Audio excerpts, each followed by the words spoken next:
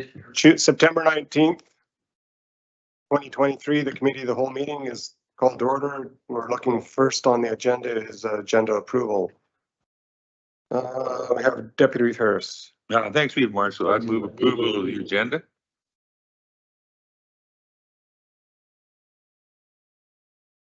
Okay, so we have an motion on the floor by Deputy Reeve Harris of approval of the agenda for the committee of the whole for Tuesday, September 19, 2023. Are there any additions or deletions? I'm seeing no lights, so I'll call the question.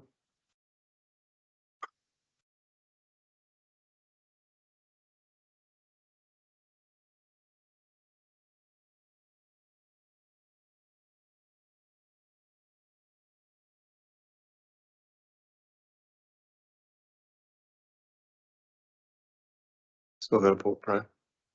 I didn't do it right. We're waiting for Councillor Krennic. Sure. He's in favor. So that motion is carried. So next on the agenda is delegations and appointments. It looks like our first delegation is all here. So with that, I will pass this over to Jim. If you want to come up to the mic and you can do the introductions.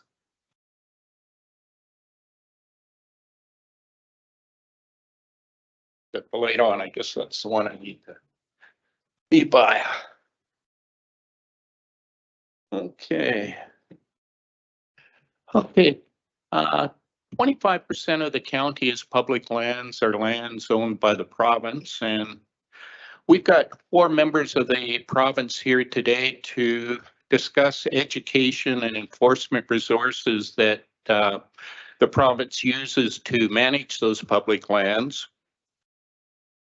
The first person is Sergeant Greg Lewis. He's a conservation officer in Forestry and Parks Environmental Enforcement Branch, and he works closely with our enforcement groups to make sure that both organizations know what the other organization's doing. The second person is Chuck Bain. Till recently, he was also a conservation officer. He's out of High Prairie. Greg's out of Grand Prairie, and Chuck's out of High Prairie. And he's recently changed his job role to Recreation Operations Lead in the Recreation Education and Partnerships Group within Forestry and Parks. So again, another organization involved in education of the public for use of public lands.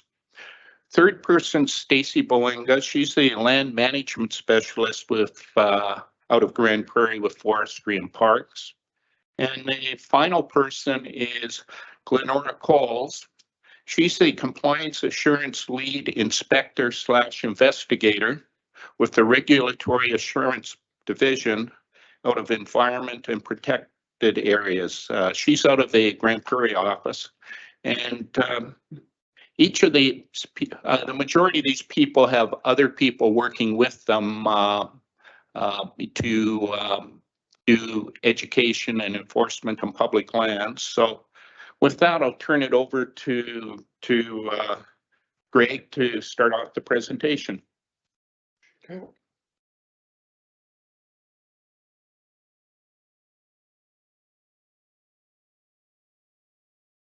So welcome, Greg. Red means you're on. So yeah, so like Jim said there, my name is Greg Lewis. I'm actually, if you could just maybe sit and be closer to the mic, and then it carries better things. Thank you. First time I've done this.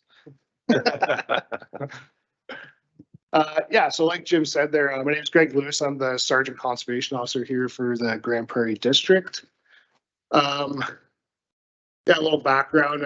So conservation officers have recently had an expanded mandate over the last 2 years. We've expanded from just parks and protected areas to both public lands and parks and protected areas. Bain here, Chuck Bain is my counterpart on the land side, as well as Stacy and Glenora Coles as well. So yeah, we can get right into the presentation here. If you want to go to the next slide there. So yeah, this diagram here is just kind of shows us our partnership opportunities and challenges that we have within the within the province of Alberta, and all the different provincial assets we have that kind of go work along hold with our stakeholders there. There's a lot of variety of different things that we do, and it's kind of a huge expansion that we have. So each one of us are going to kind of touch base on different parts of what our job duties are and what our expectations are for compliance, education, and prevention on the land base. So yeah, so we're gonna get into some roles and responsibilities. So each one of us are gonna come up and kind of explain what our division is and what our collaboration with the government is. So the first one we have here is this is the conservation officers. We're now the environmental enforcement branch. Like I said, we've since moved away from Alberta Parks and moved into our own entity within the government. Conservation officers are responsible for the conservation and protection of Alberta's natural and resources on Crown land. How we do that is through prevention, education, and prevention. So it's a lot of one-on-one contacts with individuals, building stakeholders, relationship with different partner agencies. As conservation officers, we are armed peace officers and have full peace officers authority within the province of Alberta. We also have criminal code authority, and we're currently working on getting full criminal code authority. As also, I believe we're working on getting CDSA, so our contraband appointments. If we just go up. We do adhere to the Alberta Association of Chiefs of Police, which is the AACP for our use of force. And then also we adhere to the Alberta Peace Officer Programs and Standards. So we're appointed as peace officers, so everything that your municipal peace officers have to adhere to, we also have to adhere to as well. Like I said, our mandate has expanded from parks to public lands, and throughout the province, 60% of Alberta provincial land base is public lands. So we have gained an exponential amount of land base through that.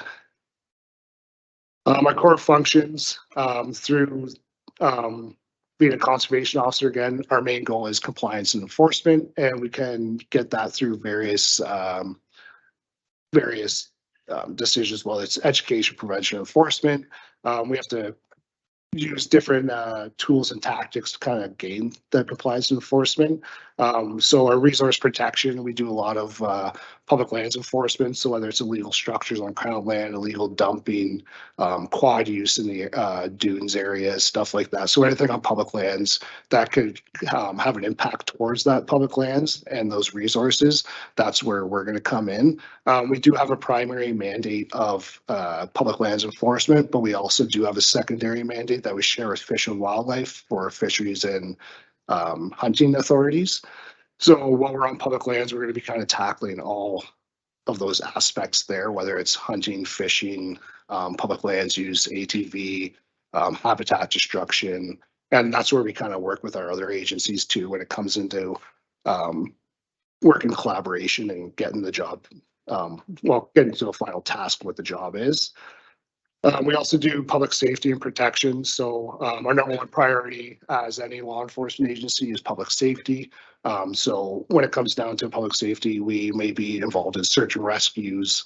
If there's accidents, major wildfire events, we're going to be dispatched to those as well. So here in Grand Prairie, when the fires were happening, we were one of the main agencies on the public land doing the public lands enforcement for fire closures, specifically the Dunes West fire, as well as the Bald Mountain Tower Road fire there. So we did a lot of the public enforcement on those and the closures. Then we also do human wildlife coexistence. So that could be mostly that falls into our parks. Fish and Wildlife, like I said, has the primary mandate for stuff outside of parks when it comes to human wildlife coexistence. But that being said, we also work alongside with them.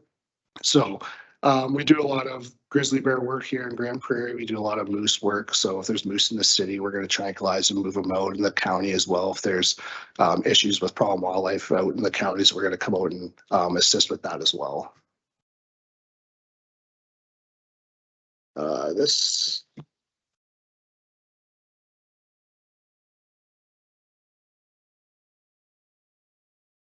Yeah. Just No, actually, when it's red, I'll control it from my end. Okay, So, thank you. go ahead. I think you all know me. My name is Stacey Boyinga. I'm the land management specialist for the Grand Prairie area. I work very closely with the County Grand Prairie on various different things, including I manage commercial and industrial dispositions on public lands. And so that's everything from sand and gravel operations to power lines. I do some recreation, and I also do land sales.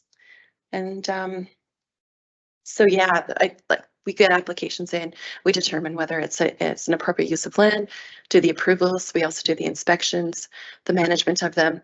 If there's any compliance issues, we work with the stakeholder, the leaseholder to get abatement. We, if we can't get the leaseholder to work with us, then we move to next steps, and that's where Glenora's group comes in. We work with compliance, and we usually move it up to them to triage, and it could result in compliance orders.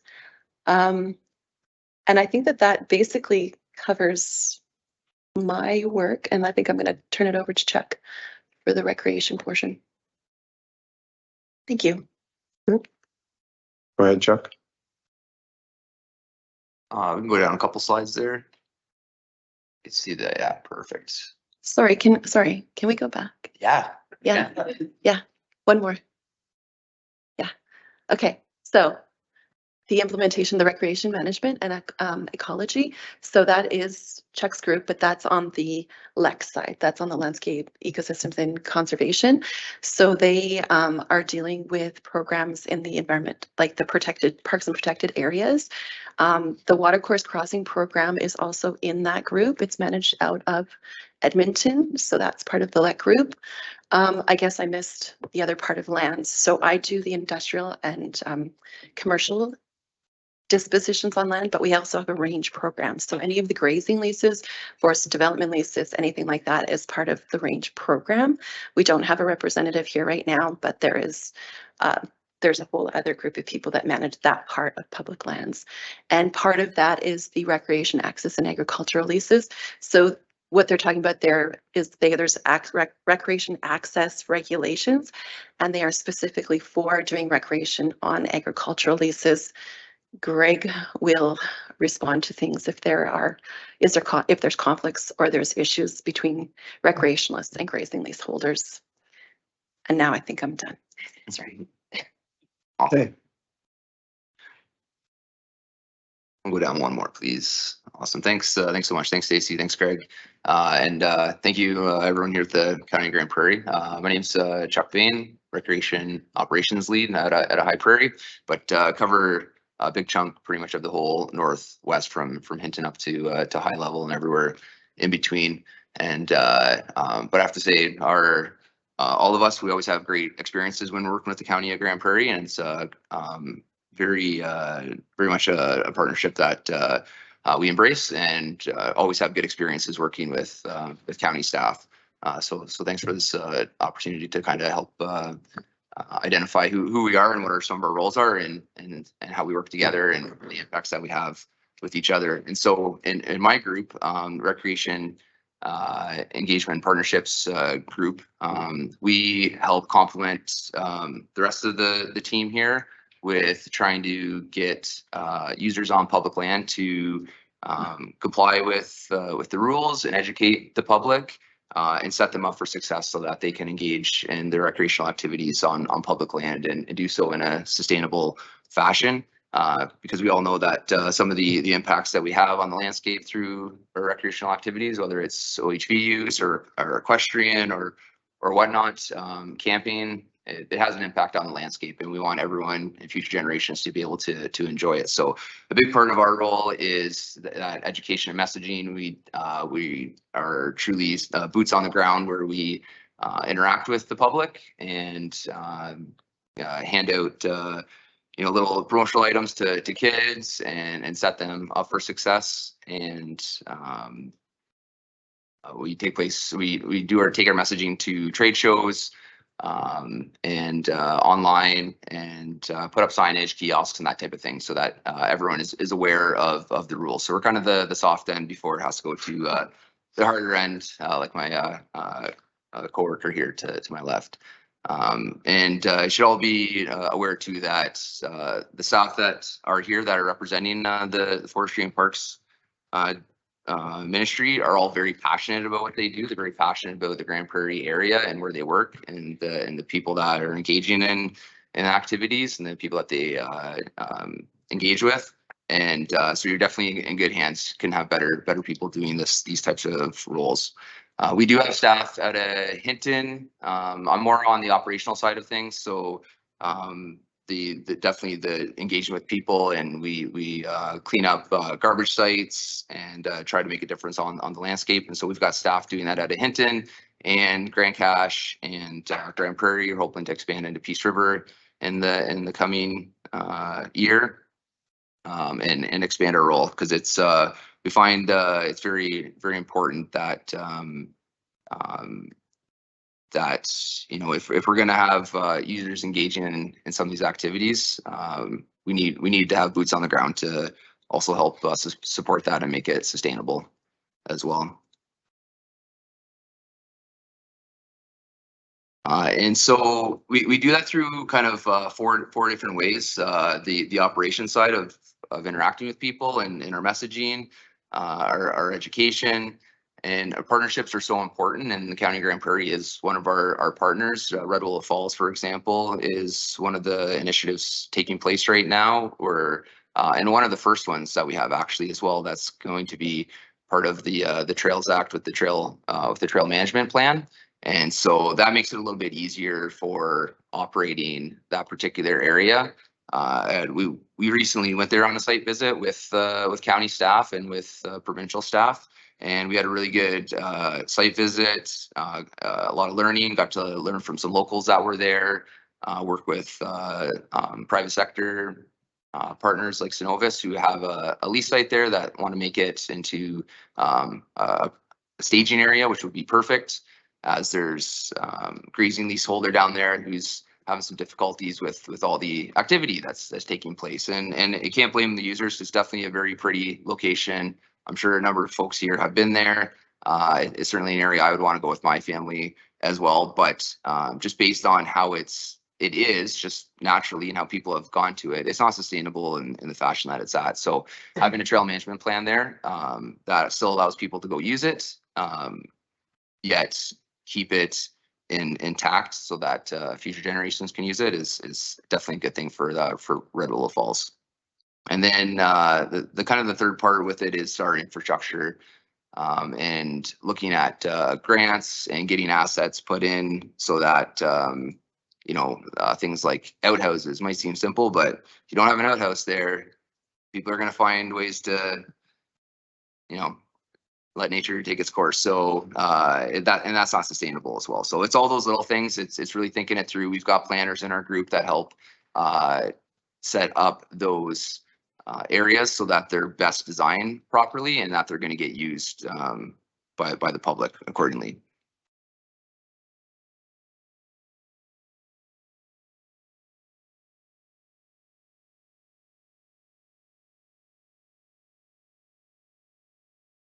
Good morning. My name is Glenora Cove. I'm the compliance assurance lead. My portion of the presentation, I'm kind of the odd one out. Our role with public lands is pretty limited compared to the rest. We primarily focus on private land. So I'll go through that as the presentation goes. So our main roles include inspections, incident response, investigation, and emergency response. So for inspections, we tend to do both proactive and reactive. So on proactive, we have different regulated sectors. We try to either have mandated programs where we do so many drinking water inspections per year, so many municipal wastewater, landfills, etc. And we could do others as well as capacity allows.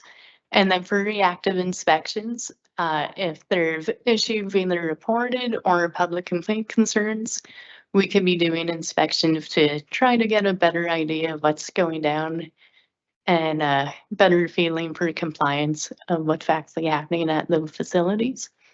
We also do incident response. So the two main faucets that we tend to see is public complaints or industrial reports. So it could be the public phoning us to either get more information on if stuff is actually allowed, what they're seeing, or possibly industry reporting contraventions that's actually occurring. And we respond to those depending on the severity. How we respond will vary. Our framework tends to have the three pillars of education, prevention, and enforcement. Inspection and incident response, we rely more heavily on the education and prevention pieces. For investigation, that's when we tend to escalate more so for enforcement. In our group, it can get a little bit blurry. For my group, we do the minor enforcement pieces.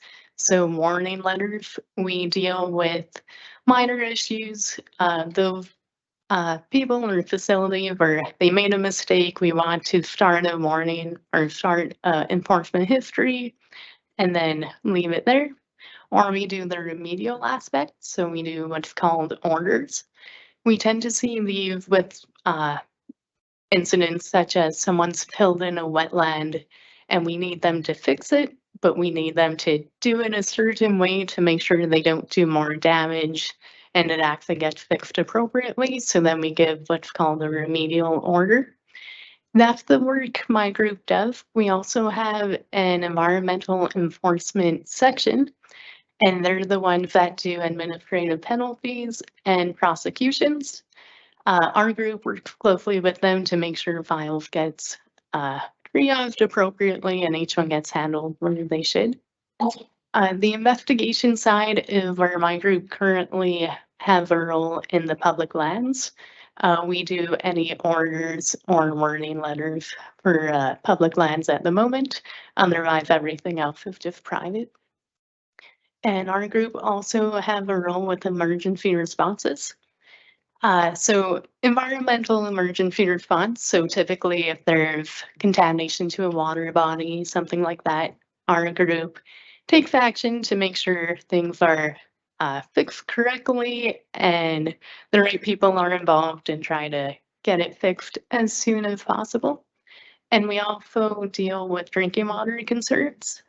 Again, high priority to make sure all the right people are involved to fix any concerns that might be happening. Our two main pieces of legislation is the Water Act and the Environmental Protection and Enhancement Act. They're pretty wide and encompassing, but I tried to add the biggest pieces that we tend to deal with either in the county or county residents would care most about. And that tends to be with the Water Act, dugouts, water courses, wetlands, groundwater, flood issues, licenses or approvals. And with the Environmental Protection and Enhancement Act, it's a little bit more encompassing. And some of the relevant pieces include substance releases, pesticides, gravel pits, snow dumps, and regulated facilities. These can be industrial or municipal. And next slide. Thank you.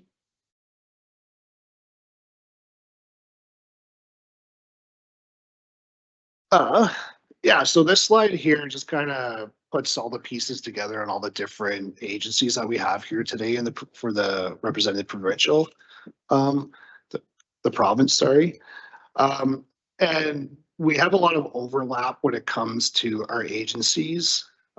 So like, for example, the COs and the environmental protection officers, we'll do a lot of investigations together, whether it's just us kind of starting the preliminary investigation and like Glenora said, we kind of triage them over to her. Some of those investigations involved public land dumping. It could be something on dispositions for leaseholders, could be illegal structures on crown land. So we do a lot of investigations together there. Like Glenora said, at the moment, they are kind of the lead for major public lands investigations. I'm not sure if that's in the process of changing right now, but we are the government and, you know, like constant is change. So then between us and the lands divisions, again, legal structures is another big one that kind of crosses over to that one too. And so when it comes to the land side, when it comes to posting illegal structures on Crown land that aren't supposed to be there, the public land side usually does the posting, and the COs kind of come in and provide the enforcement, security and evidence collection.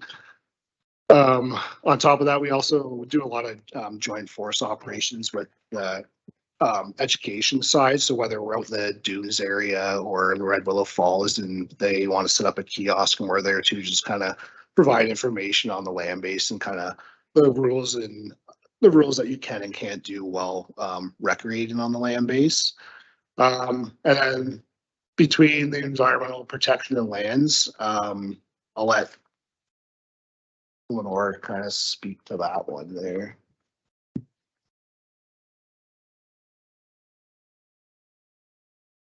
So where our two groups overlap, we tend to do the remedial orders. So for land files, that tends to be if someone either trespassed on public land, or if someone's got such as a cabin or took down trees or something like that. We'll do the order piece to either make them remove from public land or put the land back to the state they should be. We work closely with our lands group as the subject matter, and then we use the order of the tool to kind of see it to the end we'd like to see. We also do files with unauthorized water crossing courses. And again, if someone's done a crossing that they're not allowed, we have the order option to essentially authorize the removal to ensure it's done so in a manner that doesn't create more damage to the environment. Yeah, so as you guys can see, there's a lot of components to what the province does on various public lands and county land bases. A lot of processes have been developed out of our collaboration in the last 2 years. For example, the cabin process for illegal cabins on Crown land.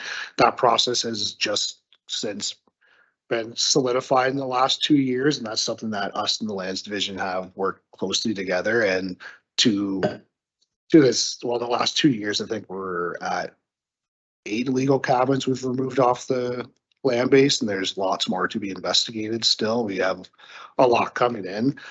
Something else I should mention too, because we're a provincial entity, our districts that we operate in are quite large. So for example, for the conservation officers, our district does go from the BC border to Fox Creek High Prairie, and then we go from Spirit River and the Dunvegan all the way down to Grand Cache and the Kakwa area.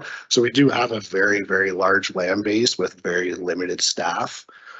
That being said, for COs, we are in the process of hiring 2 or 3 more COs for Grand Prairie. So we're either going to have 4 or 5 COs with a sergeant, so we'll be fully staffed up. But just thought I'd make that point as well, that yeah, we are very stretched thin over a very large land base, but our collaboration within the county of Grand Prairie has been kind of one of our foremost relationships that we've had and want to maintain and keep building on. So this is kind of an example of the collaboration that the government has done between all our agencies. So this was actually a file up in Fort Vermilion that we went to. So this was a freeman of the land that decided to move into Crown land, and they actually cut down all those trees to create a living corridor. So they had 3 families living there at the time. And so between a joint force operation and everything, and all the lands divisions, the EPOs, we all kind of collaborated together. RCMP was involved, and we actually had a 50 officer operation happen to clear this area out.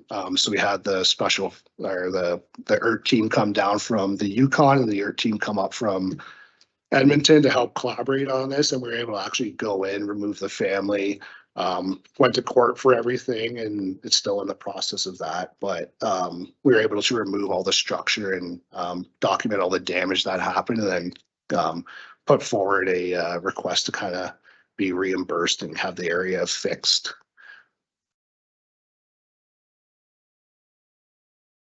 Yeah, so this is kind of specific to the county of Grand Prairie. So the conservation officers, we have developed a very good relationship with the county of Grand Prairie community peace officers. We regularly work with them, specifically in the dunes. The dunes is a very high profile area for us to go in and enforce. In that area, we have a lot of illegal dumping, a lot of OHV use, firearms being shot, fires having had that aren't supposed to be in that area. So working with alongside the community peace officers, we've actually last winter, we developed a system where we'd regularly go in there patrol with each other as conservation officers, peace officers, and RCMP. So that picture in the top left is actually in the gravel pit of the dunes, and stars just happened to land that day, and all of us were on patrol together, so we decided to snap a picture. And on the bottom right picture, again, that's just kind of the stuff you're going to find in the dunes. Some other stuff that we also do and collaborate with each other is camping on camping/occupying crown lands. So your 14-day stay camping versus occupying, the recreation versus actually living on the land base. So we partner in a lot of those together. And then just interagency investigations, complaints. We'll pass off a lot of information back and forth between one another. If they come across something that kind of fits more along our lines, or if we come across something that fits more along the CPO lines, we'll pass that information back and forth. I've regularly had meetings with both Stu and Corey Rigler throughout the years to kind of combat the various recreation activities that are happening in the dunes area. That being said, we also kind of fan out to the Saddle Hills area and kind of do the compliance in those areas too. So the relationship we developed with the community peace officers is very good so far, and we've been able to actually get some very good JFOs done within the dunes. And ever since we've actually got into the dunes, from when I first got here, you go in and maybe 20% of the OHVs had insurance registration or following the rules and regulations, whereas now you go in and let's say probably about 90% are following the rules and regulation, are completely insured and registered and able to be on that land base legally. Yeah, and so Red Willow Falls was is really a good good news story to and a partnership to showcase with the province and with the county of Grand Prairie. And right now we're part of our role is as we go through the trail management plan initiative is to gather some survey data from the users that are down there. And so we're just kind of concluding some of those efforts right now. And it's really interesting to see the type of users that go down to that area and what types of activities that they're engaging in. And we're seeing a wide diversity of types of folks and amount of people that go down there and how they use it and when they use it, where they're from.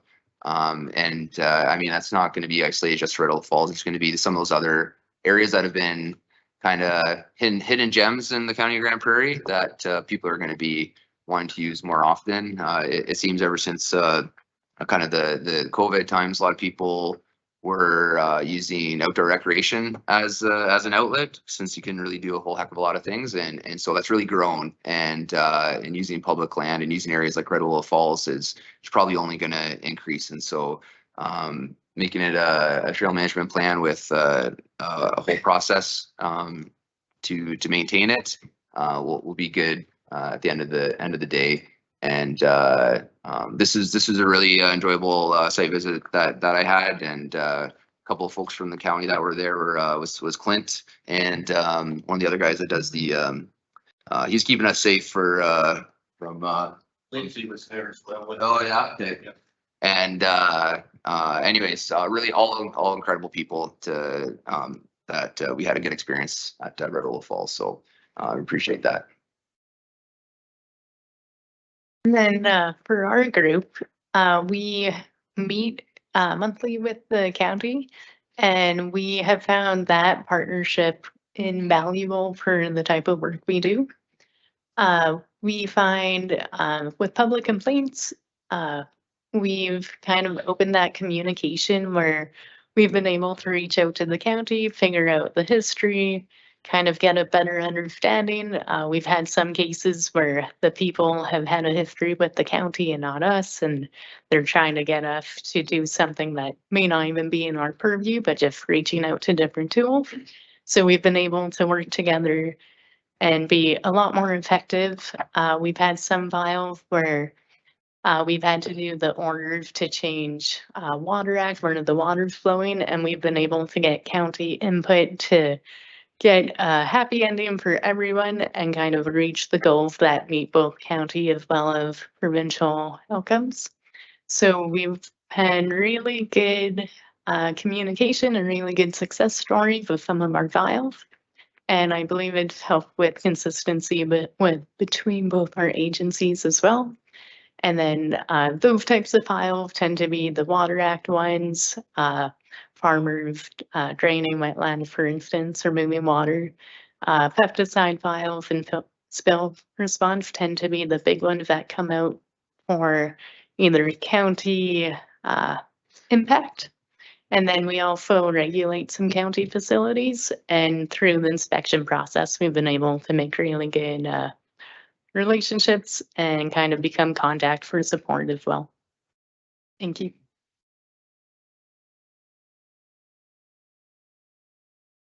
Yeah, and then this is just kind of things that we have looking forward and the resources that we have and the collaboration we have with the county.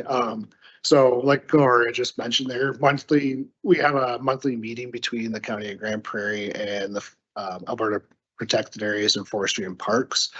During this meeting, we're able to raise any issues, concerns, projects, updates, just able to bounce information back and forth with one another. And some, like I said, just for us, it's mainly complaints that are able to get passed back and forth, or for us to go look into something that may be a pressing information. And then, like I said, the compliance and the enforcement, I have those meetings with the CPOs. We generally have them at the beginning of the season before the major summer season starts. And then we kind of just come up with priority enforcement on those things, or scheduling for different JFOs between us, them, and RCMP. And then just these three phone numbers here. These are the new, the 310 lands number is fairly new. It's only came out in the past 2 years. So it's slowly getting out there, and we're getting a lot more calls on it. But that 310 land number goes directly to the conservation officer dispatch, and then it gets dispatched out to whatever conservation officers in the area. That edge hotline goes directly to the environmental protection officers, and then they'll triage from there and kind of delegate which ministry it goes to, or whether they're going to take it on and investigate themselves. And then that last number there is just your reporter poacher number, which goes to the Fish and Wildlife Sheriff dispatch. But if you can't get a hold of us on the 310 land number, Fish and Wildlife, like I said, their secondary mandate is to cover our primary, where we work kind of back and forth on those. We can cover each other's mandates and have all each other's authorities. So if you can't get a hold of a CO on the public lands line, that reporter poacher number is your next best guess for sure. And then, yeah, like I said, this was a pretty high profile thing for the province. They wanted to make sure that we gave you guys all the proper information on what the province roles and responsibilities are on the land base and how we're able to collaborate with you.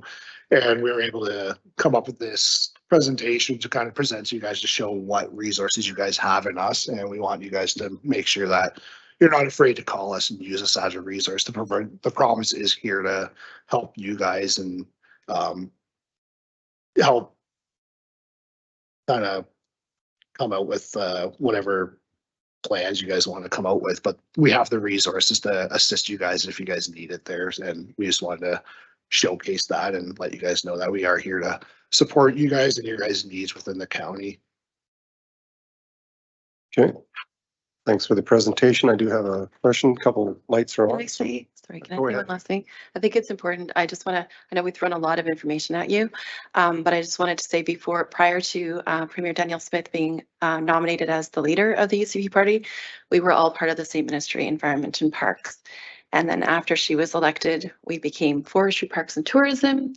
And Glenora stayed with environment and protected areas, and now we are just called forestry and parks. They are still environment and protected areas. So even though we work in two different ministries, we also work very closely together as well. And I would just caution that there's probably going to be more changes that would probably continue to be confusing. But I know that just over the last not a very short period of time, there's been a lot of changes in the ministries and the structure. So you three fall under Todd Yes. and Glenora falls under Minister Schultz, or no, Is your minister? no, less. He's public safety. So Glenora, your environment? Okay, Environment and protected areas. environment and protected areas. Yeah. Okay.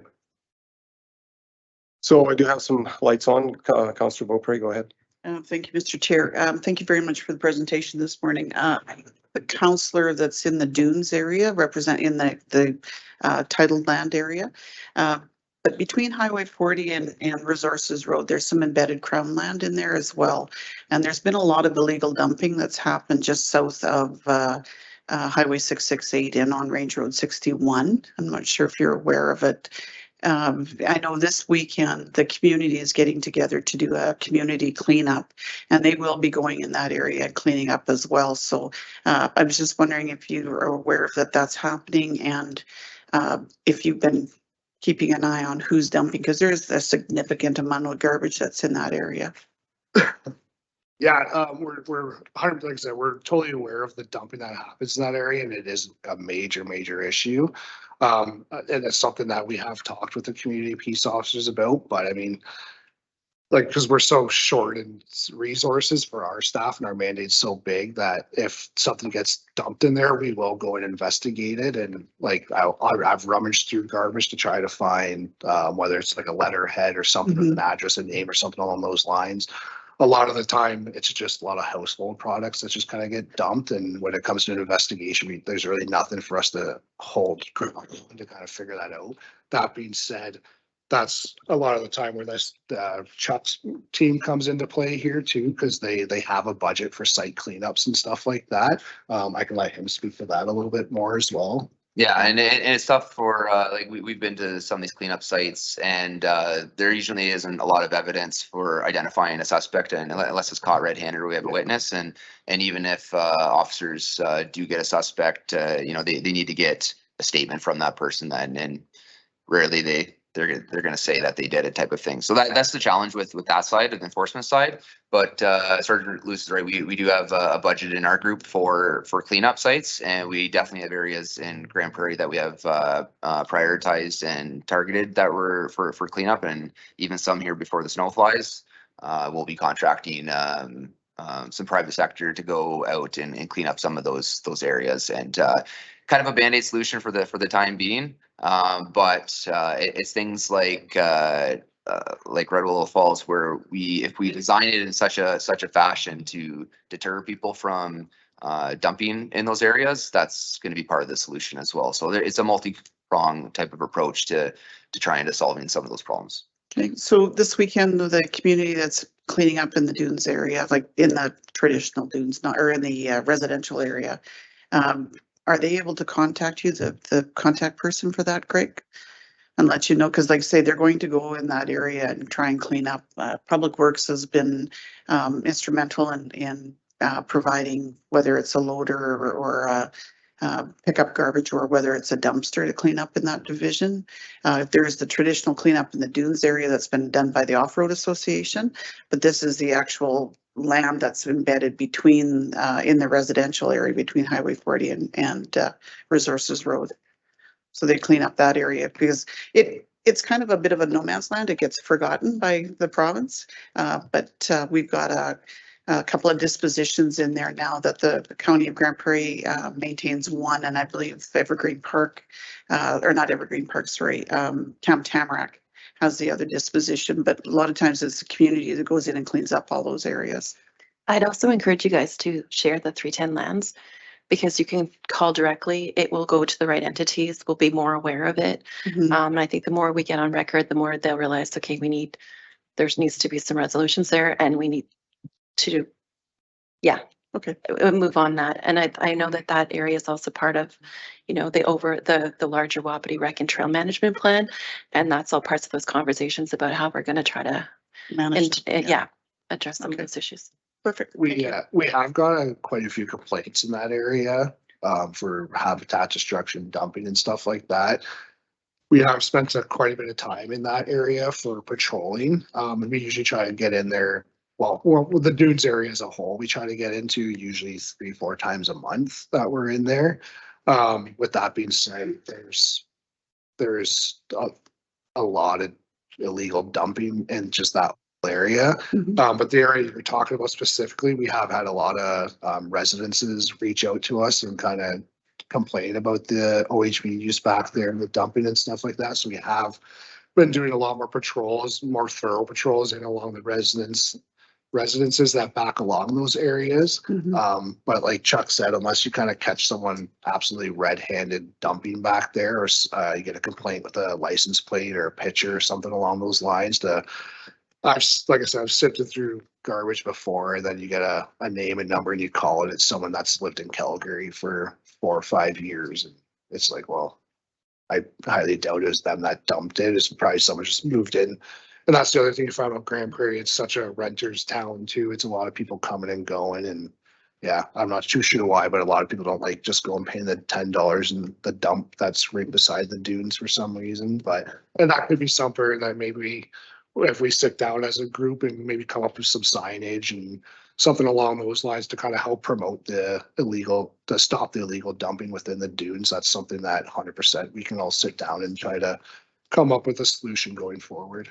Yeah, I know some other municipalities, like they've reviewed their dumping hours, for transfer station, what their fees are, like maybe there's days that they're free for dumping fees, that type of thing, to try to encourage folks to take their refuse to those locations instead of just inconveniently on public land. Well, unfortunately, that area is right on the border between the city and the county. So Aquaterra is in the city. So that's a little bit outside of our responsibility or our ability, I guess, to influence some of that. We've had those discussions in the past that there should be either a weekend where it's spring cleanup or fall cleanup where we allow, because we're paying for it one way or the other by cleaning it up. And I think I'll just lastly add that the cleanup event that you're talking about, it was communicated on our last county meeting that we had that Jim facilitates. So I think there was some manpower that's going to be allocated to it as well, because that's definitely a good event to be part of. Okay, thank you. Thanks. Councillor Oswald. Thank you, Mr. Chair. I realize you're not Fish and Wildlife, but I have a question that some of my residents are concerned about. We've got a lot of wolves and bears up in our area. Yep. And they're concerned because they're packing rifles. And so their concern is, are they going to get in trouble for packing rifles when they're out fencing or haying or checking cows or things like that? Your like acreages you're out on? Oh, I'm talking farmers out there that are out checking their cattle and like. Yeah, so like if you're a farmer and you're out on your land base, like you can legally dispatch a bear. If it's just on your property. So you have that right as a homeowner to get rid of that bear. Same goes with wolves. Okay.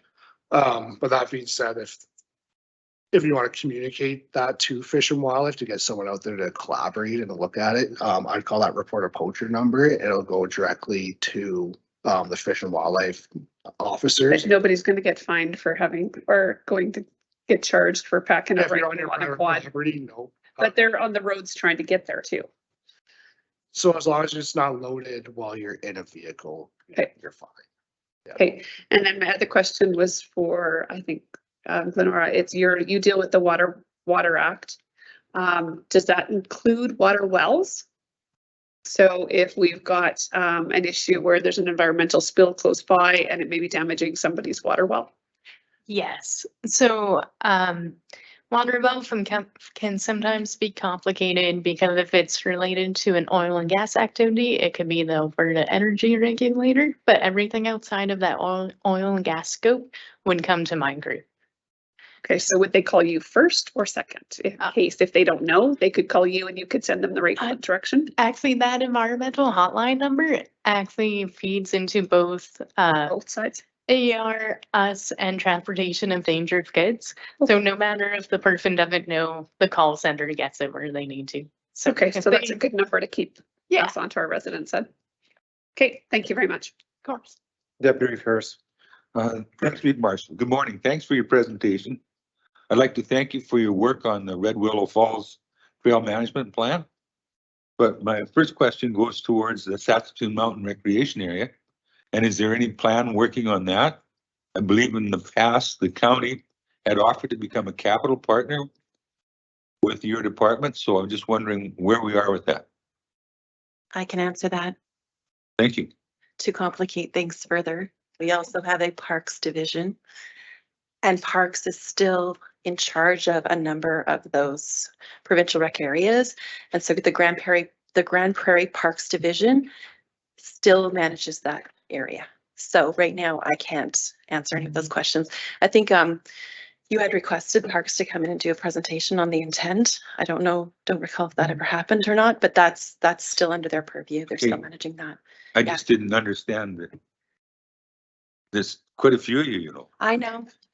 We're not, they keep just, dissecting Okay. us into different groups. So I know it's confusing, but happy to bring that back to my colleague in Parks and let him know again.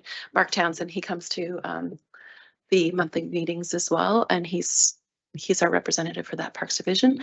I'll say that you still have concerns. Well, we're you pleased with still what wanna know happened what's at Red going Willow on. Falls, and Yeah. we just wonder how do we get the ball moving So on Saskatoon Mountain? So Saskatoon Mountain, like Stacy said, it falls under the provincial parks, so it's a provincial parks land base. As CEOs, we were pretty much 50% land base, 50% parks. We do the enforcement and compliance in both of those areas. We used to be employed with provincial parks 2 years ago, and then we since moved out from underneath the umbrella of provincial parks. But that area, it has been a topic of interest ever since I've been hired on and trying to figure out what to do with it and how to designate it. I do work very closely with the parks manager, so I can bring that forward. The parks manager now is Keegan Johnson. So he just got hired on about a year and a half ago as the new parks manager. I know up in Saskatoon Mountain, it's a lot of designation for OHV use. So there's a lot of trails up in that area for OHV use, but they're not designated at this point. And I think kind of with that Trails Act kind of coming in, that might be something that helps designate that area for OHV use. But then on top of that, you can also hunt in Saskatoon Mountain if you get the proper discharge permits through provincial parks, but it's a primitive weapon zone only. So I know there's a lot of different things that they're talking about doing with Saskatoon Mountain, but I don't think anything's particularly been decided on quite yet. Thank you. Councillor Zimmerman. Back to the dumping. What's the penalty for that? What's the what, sorry? The penalty? So under the Environmental Protection Enhancement Act, it's $120. It's $120. That being said, we, as conservation officers, we have the option of writing a specified penalty or a summons to take someone to court to ask for more of a bigger fine.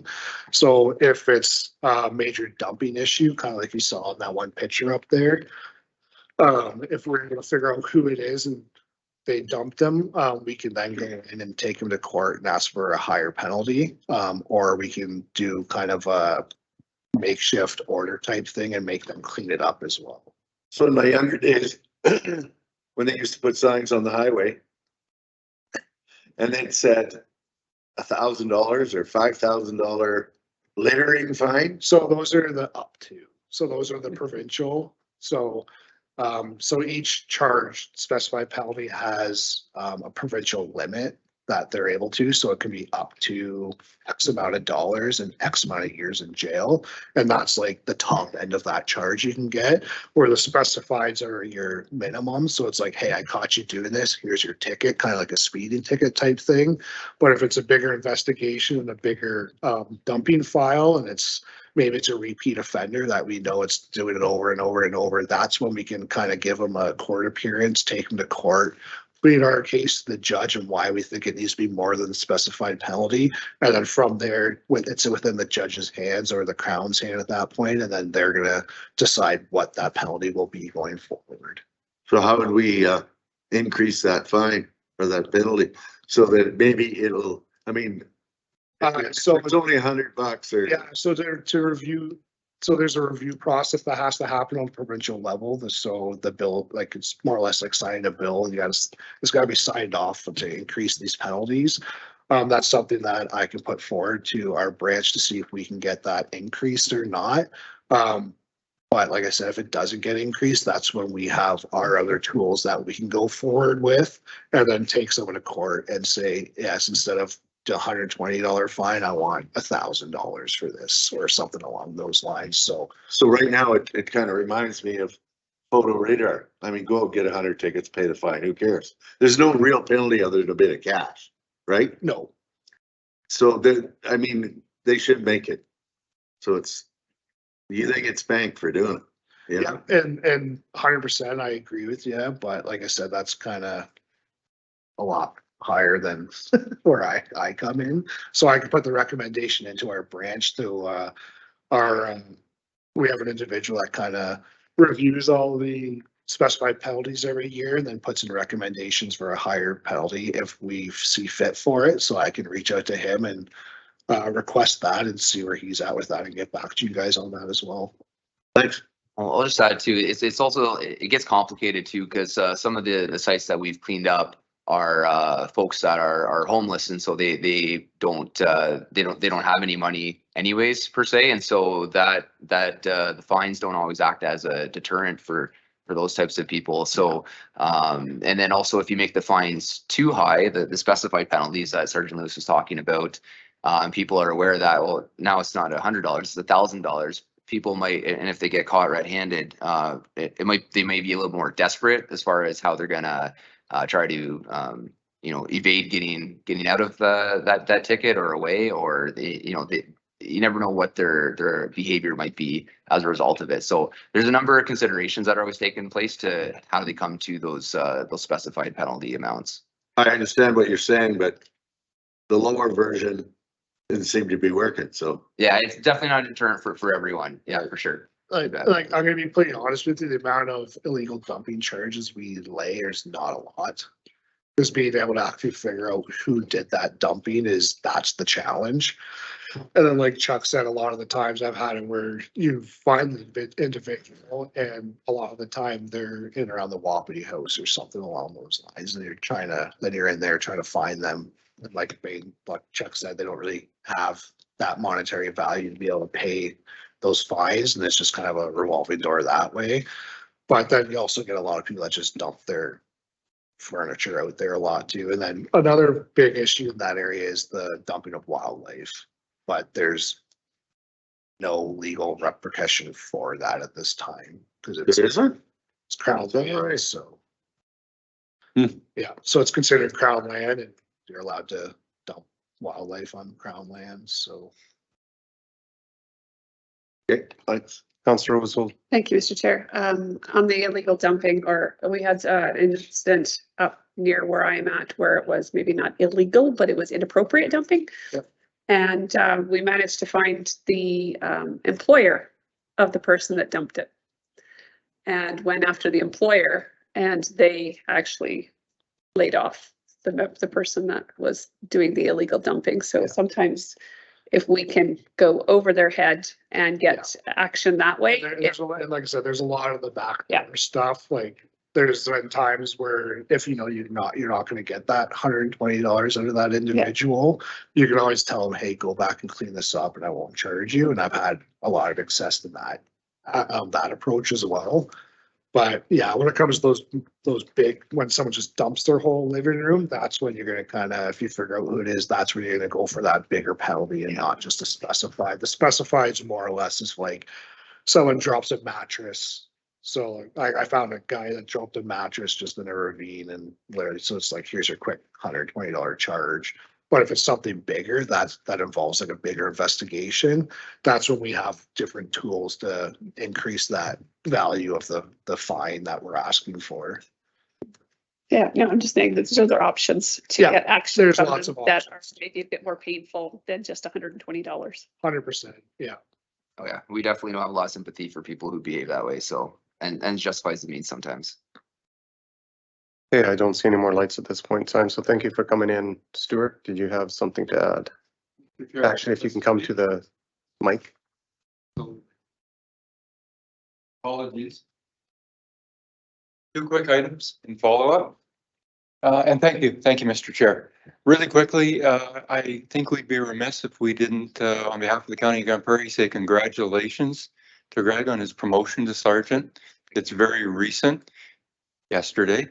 And that also means with the extra responsibility comes the extra bodies that are promised. So we look forward to working with you and your team in the future. And my last item really quickly is I want to introduce Mark Moracle, who's our community peace officer, who has been in our Parkland patrol position since June. Mark has been with us for some time. He's got a wealth of experience, and council made a motion this spring to make that position permanent.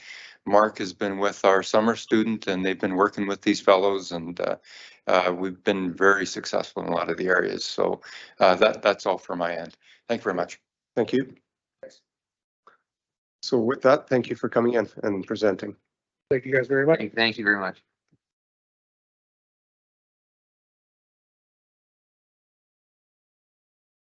So moving on to our next delegation is the STARS. So Christine, I'm assuming you're going to do the introductions.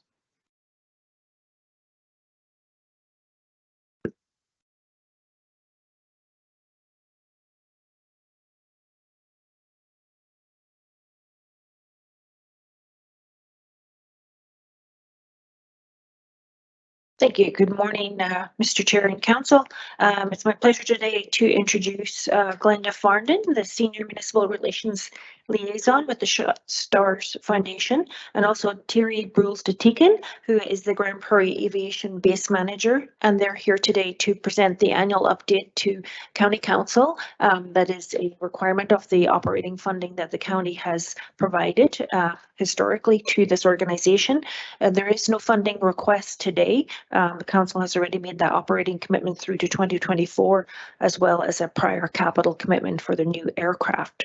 So I will hand the stage over to Glenda. And just one other small point is that the Rescue in the North event that was previously scheduled for May of this year, but was postponed due to the fires, is going to be occurring in October. And I believe Shannon will be coordinating tickets for a table that council has already sponsored. So thank you, Glenda and Thierry. And as you want the slides advanced, just ask. Thank you. Okay, go ahead, Glenda. Oh, your lights are on. Okay. Well, it's my pleasure to see you again and to bring you your annual update. I'm very pleased to actually have our aviation base manager, Thierry, as well. So any operational types of questions, he would be our key person for that. So we'll just get started. First, I would like to draw your attention to the fact that after 37.5 years of serving Albertans, that STARS is going through a bit of a rebrand. So you do see just a slightly little bit different logo there, as well as, you know, we've always been about saving lives, but we're taking that forward now with the latest in technology, the new fleet, lots of opportunities there to be able to bring critical care to patients anywhere. So we'll be providing you further information on some of the nuances that are yet to come. So certainly we have continued to be fueled by generosity. Previously, we had a 10-year affiliation agreement with Alberta Health Services, which expired in 2020 for 20% government funding. So then we've been year to year after that, And last year, Alberta Health Services did make an announcement that they would be looking at moving to 50% government funding in Alberta, which would also align them with what we're already receiving from Saskatchewan government and an even higher rate from Manitoba government. So I'm very pleased to announce that at the very end of last year that we did receive a top-up from Alberta Health Services to 50% funding of our operational costs. So basically, on an average of approximately cost of $10 million per base, 3 bases in Alberta, $30 million operational costs. This does not include the Emergency Link Center in Calgary, our dispatch center. It does not include any education components, and it does not include administration. So with that, we did receive the 50% of the top up to $15 million last year. Now, currently, we are in very high level discussions with Alberta Health Services senior leadership in hopes of securing another long-term service agreement at the 50% government funding. So hopefully that I will have some new news to come very soon as far as whether or not we were able to secure that agreement for 2023 and on. On the expenditure side, just quickly, you'll see that we have maintained that about just a little over 80% is of all of our expenditures are aviation and medically related. So the smaller piece continues to be the dispatch center, the Emergency Link Center, as well as we have maintained 12% up to through last year for base operations and administration costs. CRA allows charitable entities up to 35% for administration costs. So we feel that this is our third year in a row that we've remained at 12%. So we very much feel we're doing our due diligence. Next slide, please. So here's our little map, green map of Alberta and into northeastern BC. So this is just showing you again that we are continually moving forward in municipalities recognizing STARS as an essential service.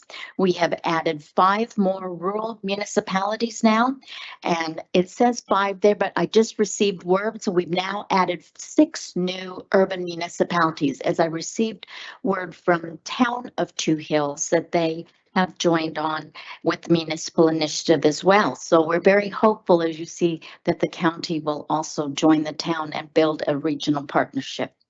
We're currently about 90% regional partnerships. What that means is that towns and villages that lie within a county or municipal district's boundaries are also supporters and in partnership with their county or municipal district. We have regional partnerships throughout northern Alberta. We're building more through central and southern Alberta. We have some really key municipalities that have built regional partnerships like County of Grand Prairie, that every town and village within their boundaries, it is a regional partnership. So we're very pleased to continue to have County of Grand Prairie as one of our municipal leaders, those that are outlined in the red boxes that you see, that they are all have received logo recognition, are represented on STARS helicopter, and that we are at a standing motion that we're recognized in your budget each year for a significant fixed rate of support. So with that, we like to embrace the fact that the County of Grand Prairie was the very first municipality in STARS history back in June of 2010 to be represented on STARS helicopters. That's a milestone that you hold the premise for that, and I'm very pleased to acknowledge that once again. It is a massive achievement in STARS history. So you can very much see that we're building a united effort across the entire province. We're very close to uniting the entire province. The testament of this united effort across our entire region and into northeastern BC as well is the fact that together we are ensuring that we all have access to a robust health and safety network. Currently, we're generating over $2 million annually in sustainable support. Next slide, please. This is where we're at now for a solid 5-year overview, plus all missions that have been flown within the County of Grande Prairie's boundaries up to August 31st of this year. So on an overall annual average, we see about 51 missions per year within the county. Now, I've also included the the Grande Prairie critical interfacility transfers from both the previous QE2 hospital as well as the current GPRH. This keeping in mind that the majority of all of these missions have occurred in rural areas where the patient has been taken by ground ambulance to the local hospital, but because it is of critical nature now, we're asking to transfer that patient to Edmonton as well. So that's a key aspect of really showcasing what is going on throughout your county's areas. Do you have anything to add to that? Okay. If you have questions about the transfers and the mission we do in the county, please feel free. I do have Councillor Beaupre. Oh, thank you very much for the presentation to date. Just a question and an observation on the critical interfacility transfers in 21 and 22. Would those also be COVID related transfers? Absolutely. Yeah, I was going to say they're quite a large number, quite a large jump from the previous years and then the subsequent years. So Absolutely. We actually saw a clear spike into interfacility transfer for critically ill patient. I mean, we all know what COVID did to us, and we had to transfer quite a few of those toward Edmonton for bigger center and the critical care units there. yeah, very much appreciative that you're able to do so. So thank you. Thank you. So we'll go to last year. I had presented to you that this was, 10 years in the making to have this postal code project and data available for you and your residents. And so this is just an update from what I presented last year that, on the left-hand side, you will see all the different locations of postal codes that lie within the county's boundaries that are represented there since 2010. So all of these residents, and you'll notice that we did leave off the city of Grande Prairie for residents that have been flown. So these are strictly within the county. So to this year to date, there's been 7 more County of Grande Prairie residents that have been flown by STARS. And of course, the locations, we can go to the next slide, please.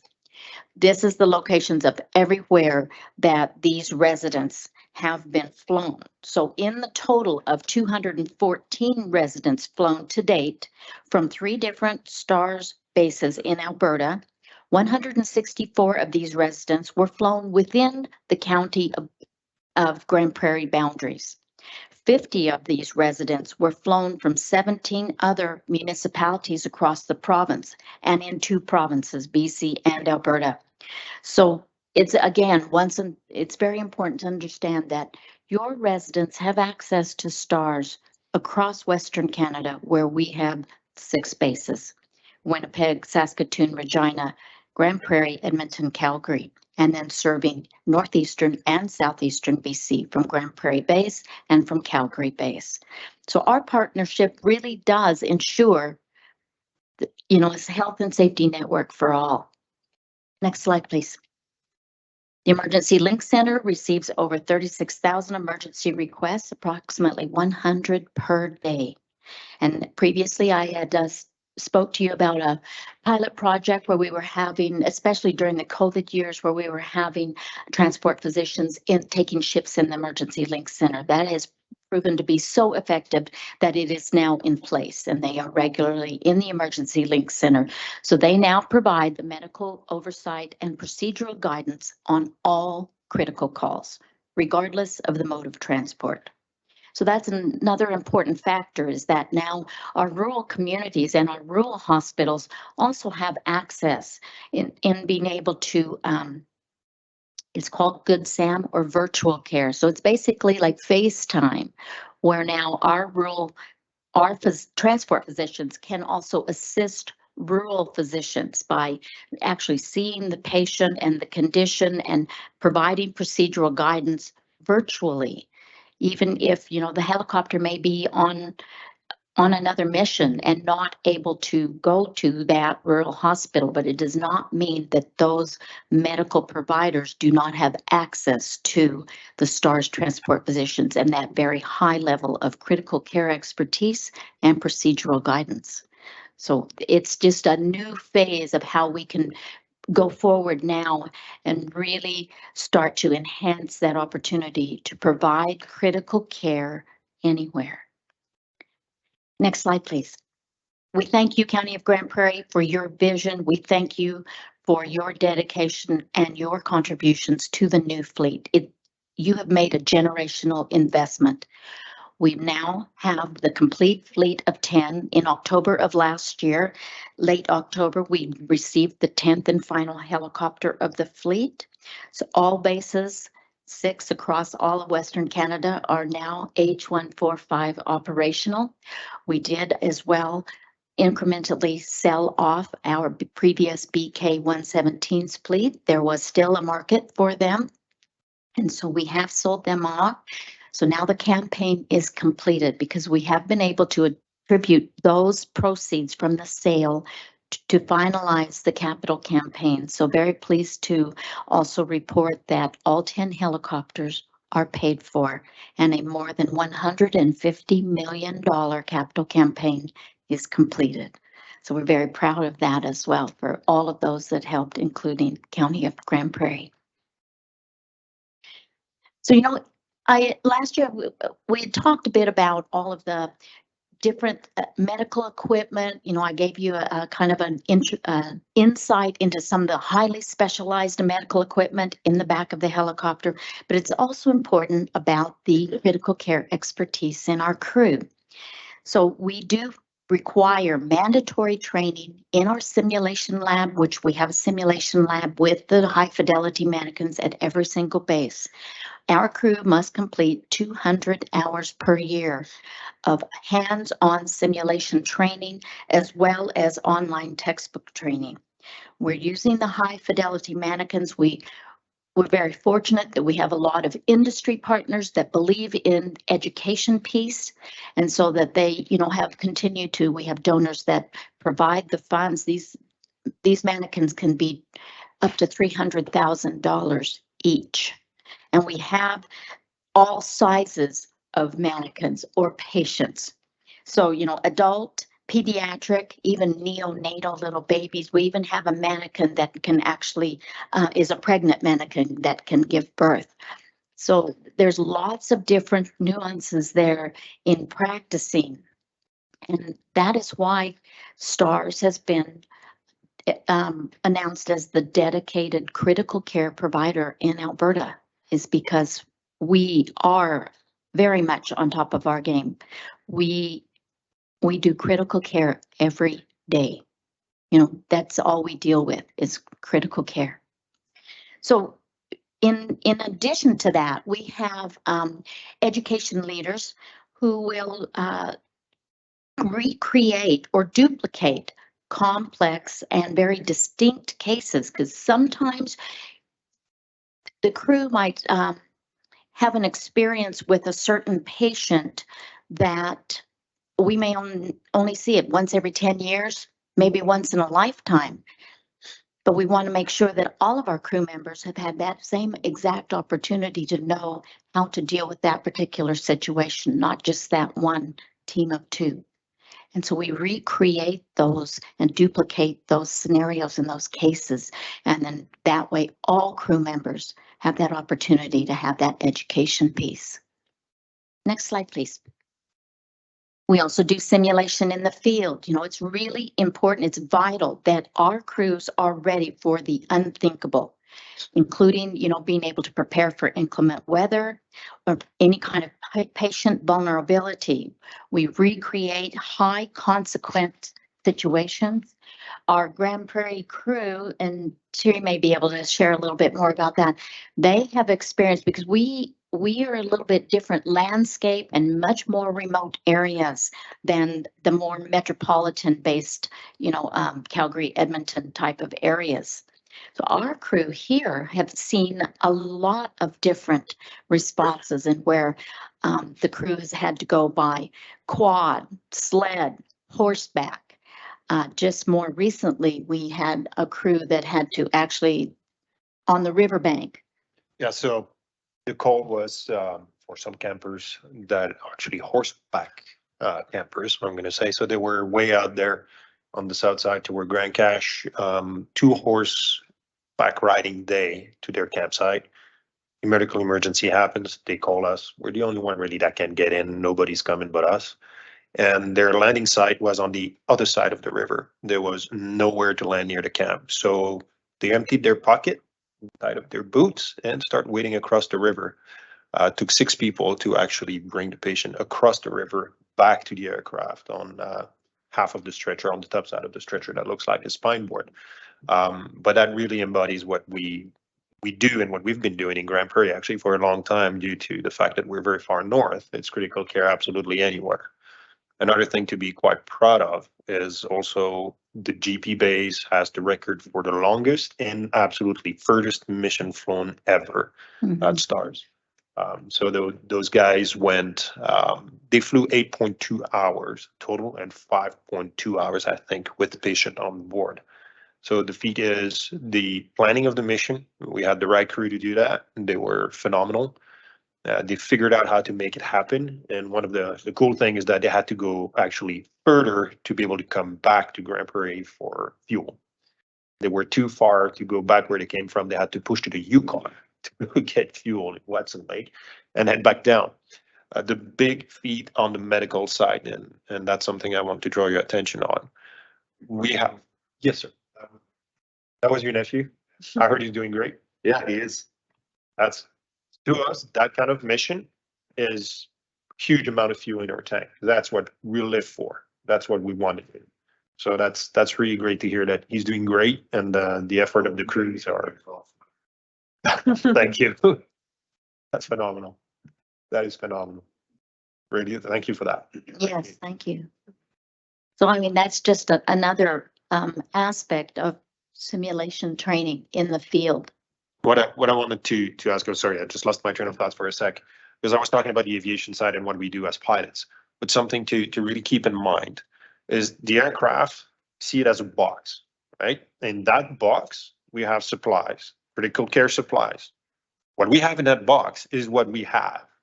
Those guys were out for 5 hours with a patient out there in the dark, coming back from northern BC and all the way from the Yukon. Now we're talking about medical management there. Those crews are phenomenal. And I just wanted to point out, I'm not a medical person, I'm a pilot, but what you do there is at times absolute miracle. Yes, and when I gave you the overview last year of some of the highly specialized medical equipment and the blood on board, this particular patient used practically every single piece of equipment that I presented to you last year, as well as the blood on board. And we did have a very wonderful outcome of him being reunited with his crew as well. So, it's very healing on both sides as well for the crew that managed that patient all those hours. So again, making sure that they are trained for the unthinkable. Chain of Survival Partners. So Chain of Survival. We do a training that's called Chain of Survival every year, which is mostly computer-based training. One day I kind of sit back and really thought about it for a minute. What does that really mean? Actually, I don't have a piece of history here, but there was, we hear, we're like, oh yeah, it's STARS Medical and all that. Yes, we're part of the Chain of Survival, but there was a bunch of people here today that you saw that are actually part of it. Even a conservation officer. You're going to go, really? Well, yeah, absolutely. I've landed a scene call and he was the first one there. He was the one that was actually responding to a scene call. Funny enough, I actually met that gentleman at the base about 2 weeks ago. He came to say hi. The patient's doing great. So Chain of Survival, it's huge. Just think about it and start thinking about how many people jump into action for one. I started losing track around 35. because that includes, I'm here to present today to you guys. That includes us. So I'm here to present us. But we start thinking further. It's all the first responders. It's all the RCMP. It's the peace officers, conservation officers that are there to help immediately. Then we bring that patient to the hospital, and then it's all those people in the hospital that will help. It's the OR, the ER, the ICU, and then you go after that to re-education, etc. It's monster. It's really what chain of survival is. Mhm. For that, there is an aspect we need to train quite a bit, and that's what's happening immediately on the field. So that sub part of the chain of survival, I would say, with firefighters, with peace officers, with RCMP. And we put a huge value on that.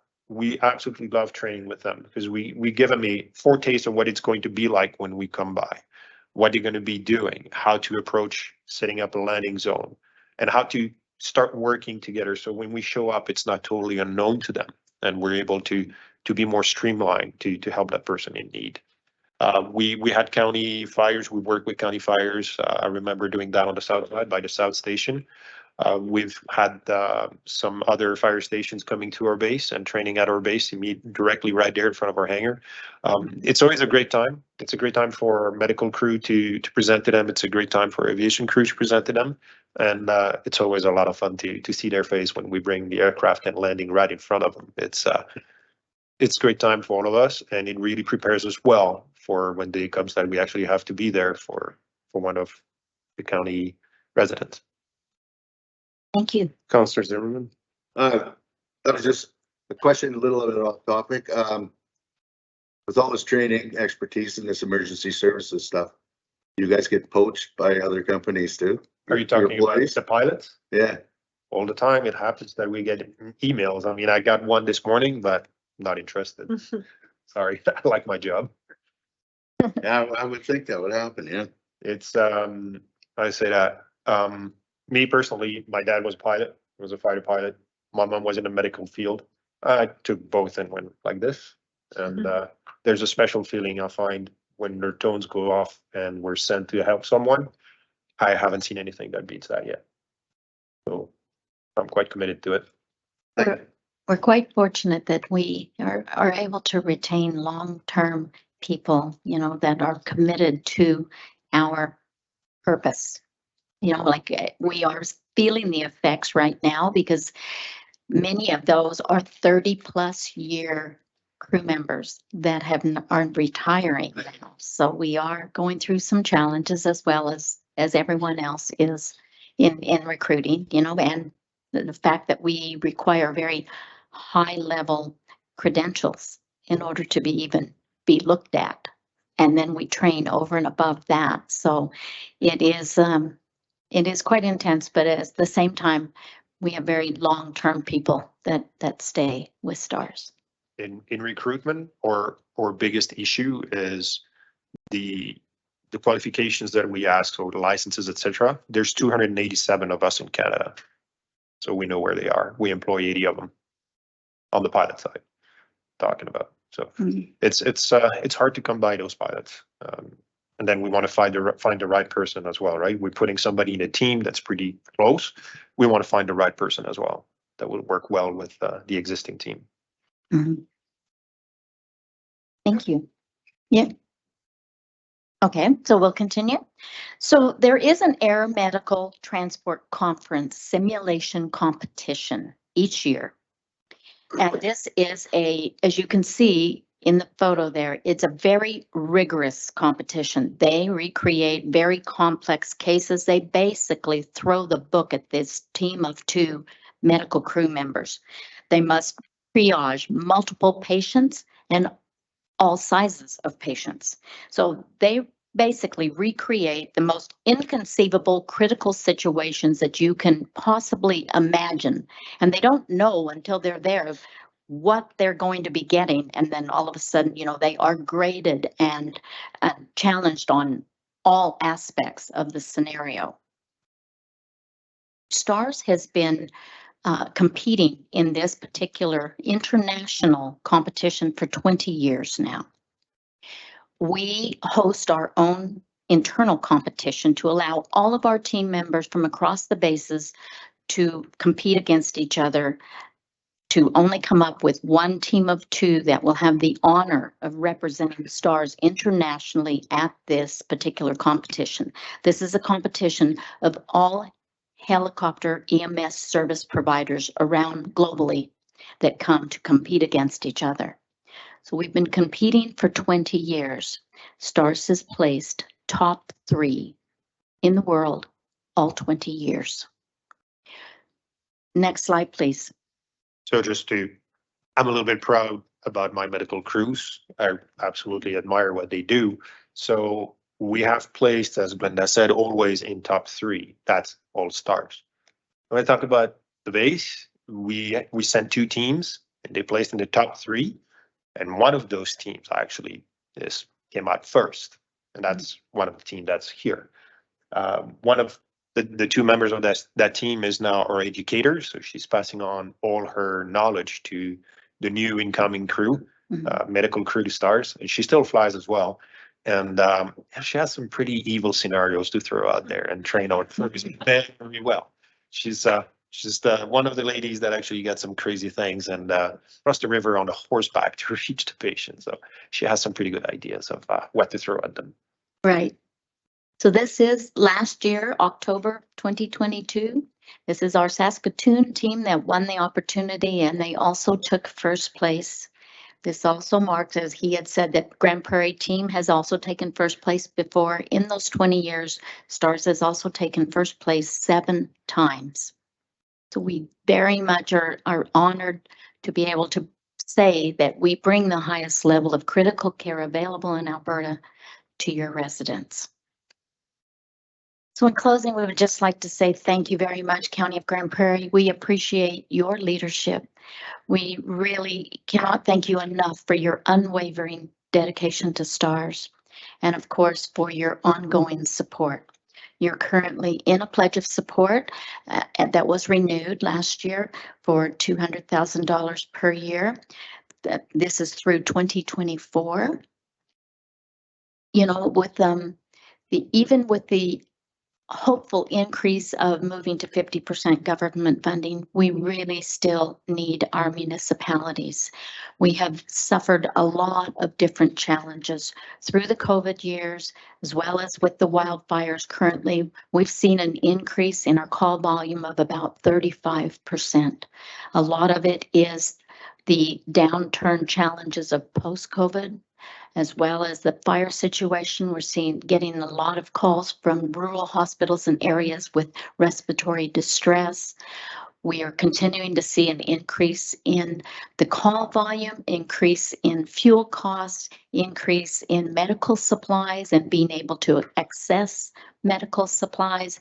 It's really never ending. And also now coming out of COVID, we've lost a lot of our key event resources, some that, you know, were lasting 20+ year events, including our beloved hangar dance that we no longer have. That was our mainstay support. So moving forward, it's getting much harder to fundraise.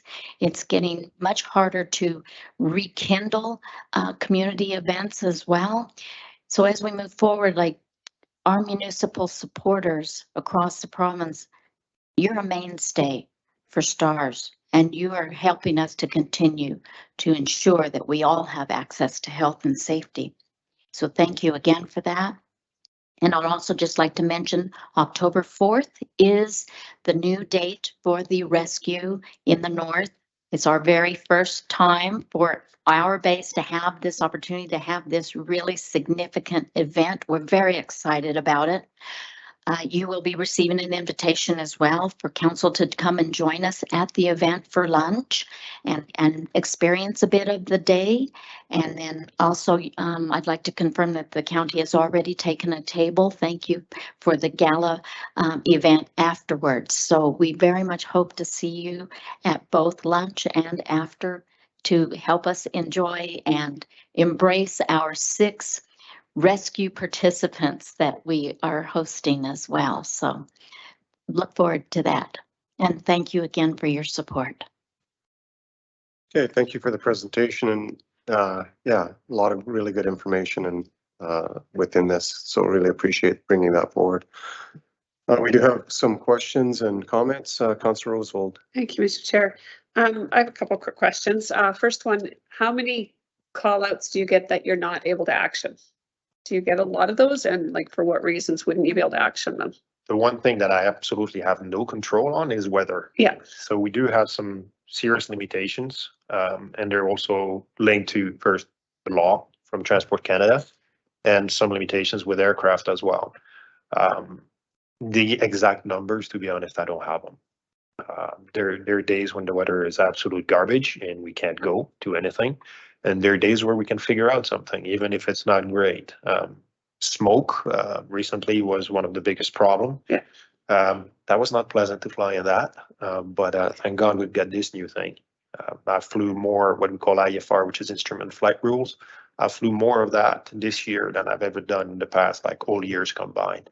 So the new tool allows us to do more when the weather is not as good, but we still have some restriction, mainly temperature. That becomes a problem in cloud because we freeze. And then, bad things happen. But definitely this, with the smoke, absolutely helped us. Okay, yeah, no, I was just, yeah, because I've heard concerns like more southern Alberta and stuff that the STARS isn't able to actually go out to the sites because of fog or whatever. And there's a lot of. Well, if you can't see in the short stroke, you just can't get there. Yeah. Right. Okay. The problem, as I said, with temperatures dropping, so we have a window now where we're still able to fly some IFR, but pretty quick here is going to swing to unable because the temperature in cloud is going to be so low that the moisture will freeze on the aircraft and will freeze on the blades. When it freezes on the blades, it changes the shape of the blade and of the airfoil.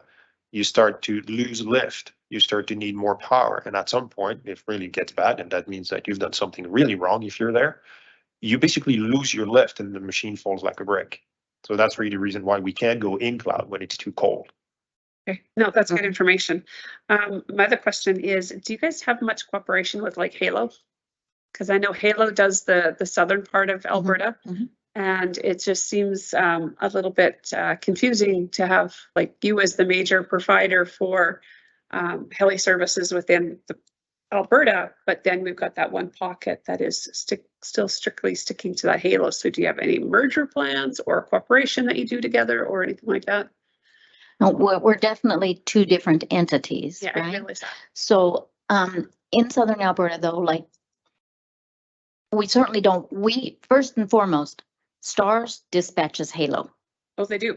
Yes. Okay, that's good. They are dispatched out of our emergency link center. So when it's determined by our transport physicians that, you know, a patient might warrant, while we're sending the helicopter from Calgary en route to either Lethbridge or Medicine Hat Hospital, but we certainly don't want to leave the patient on the side of the road if Halo is co-located and can have that patient in a hospital environment within 15 minutes while we are en route.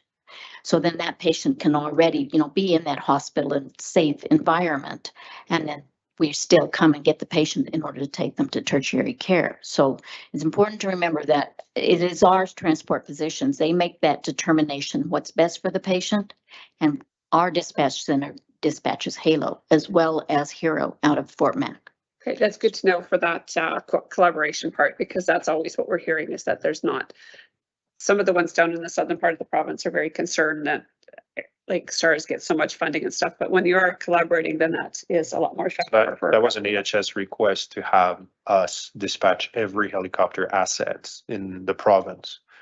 They just recognize we have the know-how, we have the hardware to do it. So that made sense. Yep, no, that does work make with sense. them, of course. I mean, we have different capabilities also that they have. Yeah. They're two different entities. That doesn't mean we won't go there. I mean, at the end of the day, for us, it's tell me where to point the nose at. That's where I'm going. It's that simple. So we'll go there if they need us. Absolutely. No, that's good information because we didn't know that you were the dispatcher for them as well. And on a personal side, I'd like to, I've been at several of your Stars and Spurs and your hangars ones here on the, nothing to do with council, but I've been there for other reasons, but it's just, I appreciate what you guys do and keep up the good work. Thank you. Councillor Balderson. Thank you. Yeah, I'd just like to reiterate what Karen said. I was just out harvesting about 2 weeks ago when you guys were called in at the Emerson Trail. And gives you a sick feeling in your stomach when you see the STARS helicopter coming. But when I see all of this and how invested you all are, it also is reassuring knowing that you are coming. And then hearing the story Steve said, that's, just makes us feel good about investing and helping you guys carry on. So thanks for all you do, and thanks for caring so much about your profession. Thank you, sir. So I don't see any other lights at this point, but yeah, again, just reiterate from council, like we do support what you do, and the data, especially around showing where you're picking up county residents and seeing how well we're covered no matter where we're at. So that's really good information. It helps myself anyways feel better that we are definitely supporting the right organization. So thank you for everything you do. Thank you as well. We brought you, brand new calendars are out. You can go online in order to continue to have your wonderful patient stories. So they are out, and brought you a couple of different newsletters. The one that the Record Mission that Thierry spoke about, where it was significant. They say here, flying in a straight line, it was like flying from Calgary to Los Angeles. And of course, the latest, and this just speaks again to STARS saves patient, no helicopter required. This is the first patient on the virtual care and being able to assist the medical personnel in order to save this patient's life. So we have onward and upward. Okay. Thank you. Thank you for coming in. Thank you. Very much for your support. And just side notes, thank you so much for the support with the new aircraft. We absolutely love it. Yes. It's wonderful. Councillor Beaupre. I guess We'll reset. actually, I guess it's 11:45, right? Do you need it? Can't wait. We'll recess for 5 minutes.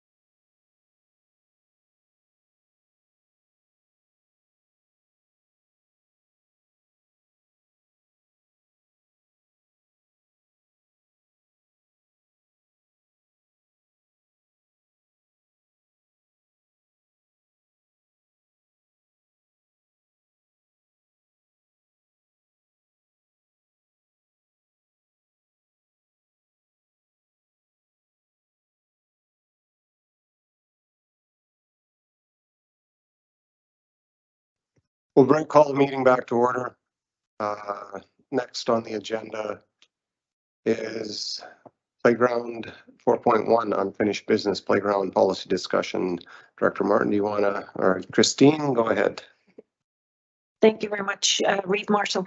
Yes, we're here today to solicit some feedback from council in response to a motion that was established at the last capital grants meeting, whereby administration was directed to bring back something in regards to a potential funding policy for the county of Grande Prairie.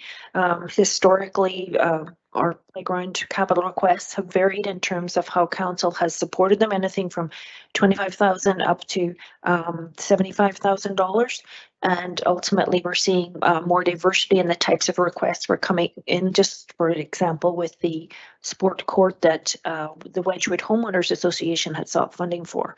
So Norley's done some great work in conjunction with Lindsay Juniper and our team and other members to put together some questions. I guess we're sort of seeking a little bit more direction before we bring back an actual policy. We want to make sure that we're getting it as close to the mark as possible.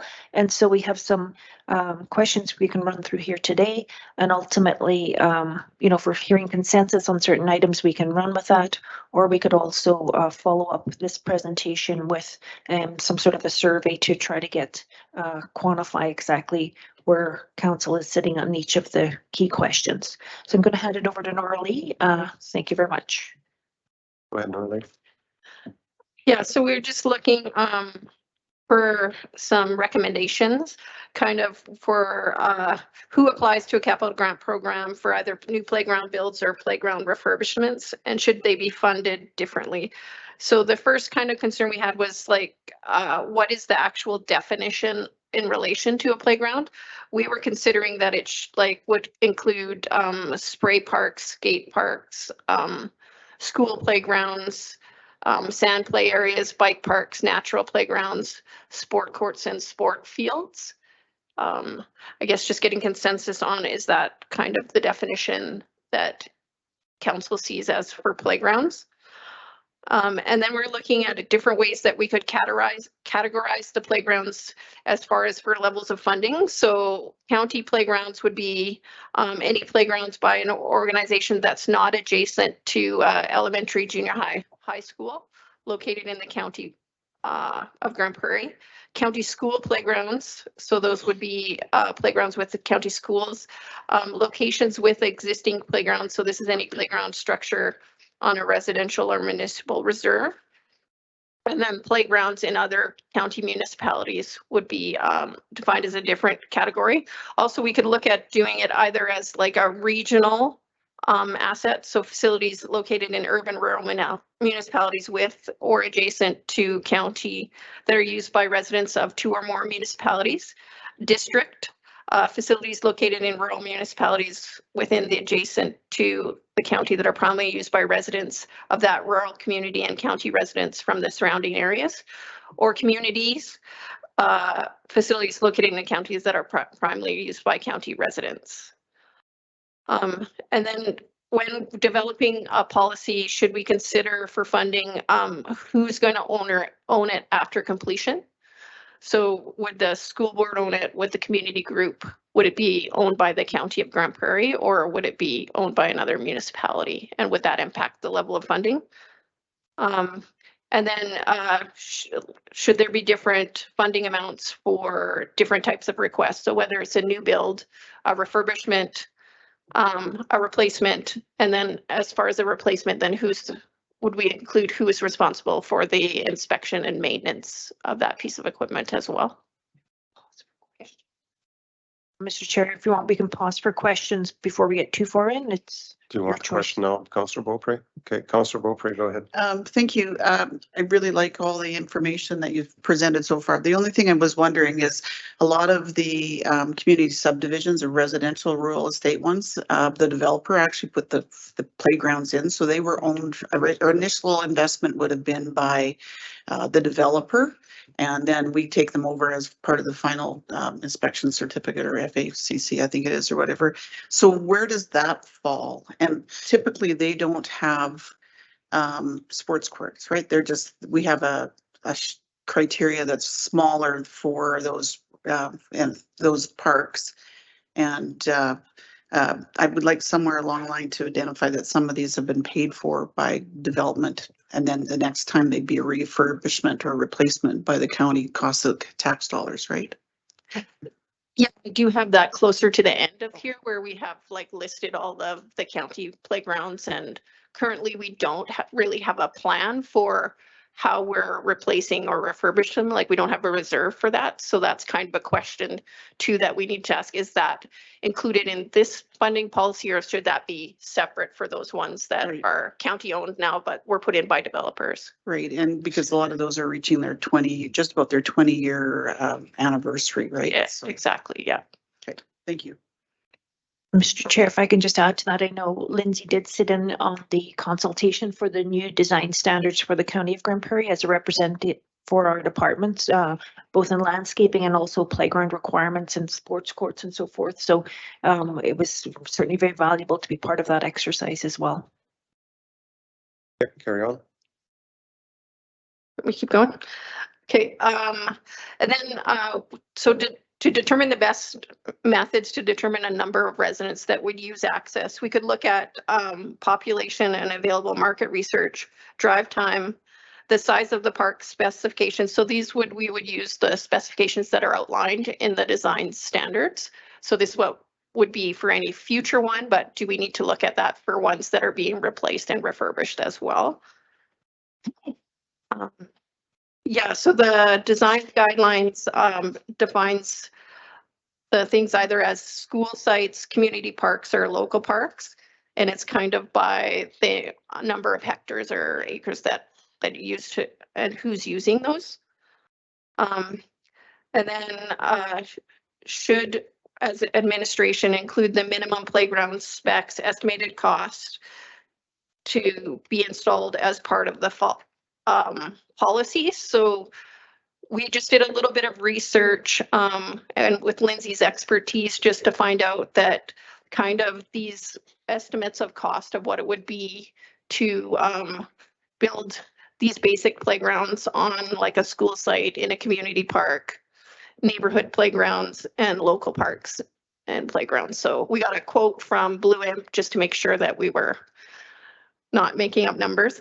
And then with the and then just depending on what kind of surface and stuff you use will increase your costs. And then we just wanted more clarification on who can apply. Is it community organizations like registered nonprofits, participant groups, and can applicants only apply once per project? I think that's something that's probably would be helpful to be defined. So some other funding considerations and limitations that we were looking at. If 3 categories of projects are approved, should we set a funding limit to each category, say 25,000, 50,000, and 75,000 be assigned and matching funds required? Will a certain percentage of funding for the project need to be secured before an application is submitted? And would we require matching funding from the school board or other municipalities, similar to what we require with the intercollaboration framework? We did a little bit of research. I couldn't find, the only municipality I found that had that specific playground policy was Fort Saskatchewan, and they had 2 funding policies, one for the installation of maintenance and one for a school grant. Both had a maximum amount of 25,000 per year. Red Deer County funds playgrounds through their capital grant program, and they don't have a specific policy, and their typical range that administration provided to me was 25,000 to 45,000 for their application. Just other grant, it's important that council is aware that other grant programs that these groups could apply for playgrounds, the funding amounts allowed is like for the CFEP grant, it's up to 125,000. The AgriSpirit Fund is up to 25,000. Canada Post is up to 25,000, and Co-op Community Spaces can be anywhere from 25,000 to 150,000, depending on the project. So there's a few factors that will affect playground equipment longevity. And and a need versus a want. So the quality of the installation project, it is a must meets Canadian Standards Association code requirements. And we had some issues with a couple playgrounds within the county that had swing sets that we had to remove because they were not commercial up to the code. Usage level, whether it's high or low, environmental exposure to ultraviolet radiation, our freeze thaw cycles, the water table and soil type, and the type of material that they use, like wood, plastic, metal. They don't really do wood playgrounds anymore, and quite a few of the ones that are still around are wood. So, and then protective surfacing. So the best practices we could find for replacement timelines were wood in place structure, have limited commercial availability. They're not recommended anymore, and their life cycle is about 10 to 15 years. The combination of metal and plastic play structures usually have a 15 to 20 year life cycle.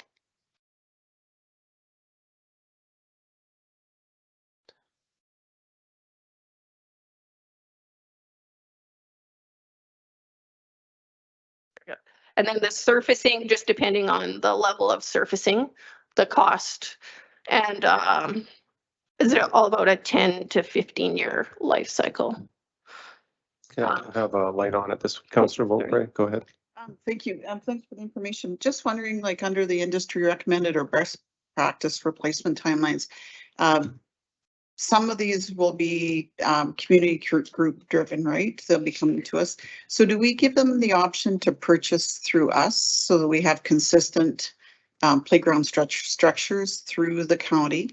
And if so, do we get a better pricing for them? Like whether it's sports courts or actual infrastructure, playgrounds, whatever? Currently, we don't have any process for that if they had asked us to. I don't know if we have got better pricing from what, like Lindsay asked for a quote to what we're providing with quotes in the grants are fairly similar that they're providing the community groups, but. Because I guess my thoughts were going to, if we've got 7 or 8 playground structures that need to be replaced, if we went out for requests for information or quotes or whatever and said, you know, over the next 2 years, we're going to be replacing or improving X amount of infrastructure, you know, what kind of a pricing could we get? And tie that to some of the grants or some of the infrastructure improvements. Yeah, we could look into that. Yeah, so just some operational considerations for county-owned and managed playgrounds. So in 2022, we developed and implemented a playground maintenance plan, which I included in the RFD, just as part of reducing the liabilities that we have on the county recreational assets. The plan addresses the Parks and Recs Department's service levels for playground inspections and maintenance of existing infrastructure. And but we do not inspect playgrounds on community sites or school sites. Right now, that's up to the community groups or the school. We train additional. Just Councillor Rosal. On that note, a lot of our community groups are actually also named insured members. So ultimately that liability could come back on us anyways. So would it not be better to have us take a look at them as well? We're struggling to maintain and look and inspect the ones that we have currently. Okay. Yeah, so I'm just worried about that insurance issue there because like I say, most of these nonprofits or many of them are also insured through us. And so that's where my concern is. Mr. Chair, if I can just speak to that. We don't have Justin here today, but I think it's one thing if they're an additional named insured part of the program, but if we don't own the land or we don't operate it, I think the municipality's liability is fairly far removed. I think they're just got their own insurance certificate under the program is my understanding, but it's a good point. And I know we have been approached by other municipalities to see if one of our staff could perform inspections at their location. And we did accommodate one this year that Lindsay went to, but we did charge back for all of the time and services for that. So we definitely would be open if we had more capacity that way, yeah. Okay, carry on. Okay, yeah, just ongoing maintenance issues are currently budgeted within the Parks and Recreation operating budget. So we currently, for 2023, have a budget of $10,000 within the parks operating budget and 5,000 within the campground budget to do any playground repairs. So with the new playground maintenance plan and current age of some county infrastructure, there may be a need to increase the budget amount in 224 going forward. We do not currently have an asset replacement plan, like I stated before, for county owned and maintained playgrounds. And currently, like playground improvements through county campgrounds were funded through capital requests through a capital business case. And then we're just wondering if, would that be the same? Should MR be treated the same? Because all those playgrounds on county MRs are county owned and operated, right? Yeah, so that's just kind of where we're dealing with. Typically, we're just dealing with repairs and replacements on someone calls us and says there's a problem, or we've done an inspection and notice something that needs to be repaired. So we're just kind of working on trying to get a better plan and grip on getting a handle of that stuff. So. Okay. So I'm not seeing any lights, but it's also lunchtime. So I'm just wondering if we take a break and let this percolate for a bit and we come back after lunch and then continue the discussion, because you're looking for feedback around this whole thing and there's a lot of information. It's a lot of information. Yeah, we're just looking for like some feedback and a little bit of direction before we put a lot of effort into creating a policy that goes totally the wrong direction. Yeah, no. So we'll recess for lunch and we'll reconvene at 1 o'clock. Thank you very much.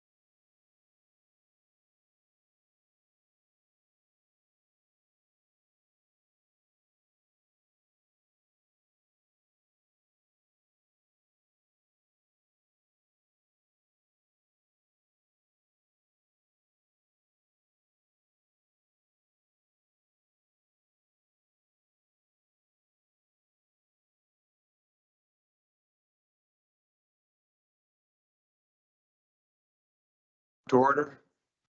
It's, we're looking to move into closed session. We have one item for delegation for 1 o'clock. So Councillor Oswald. Thank you, Mr. Chair. I'll move you go into closed session. A motion on the floor by Councillor Oswald to move into closed session. I'll call the question.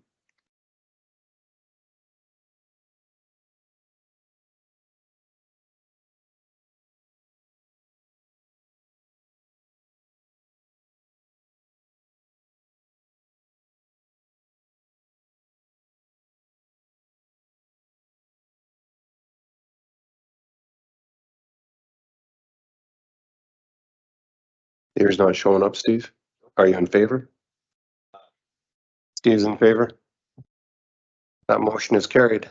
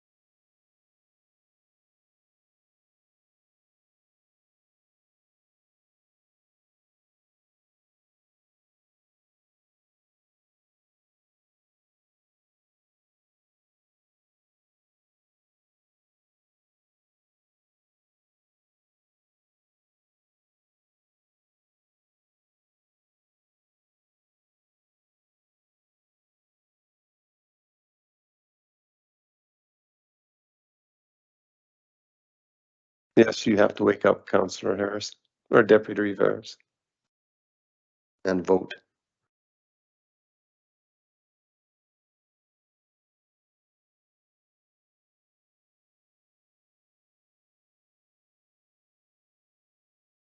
We are waiting for Bob's didn't show up, but he's in favor. That motion is carried. So we'll move back to item 4.1, unfinished business, playground policy discussion. So we'll bring Christine and everyone back in.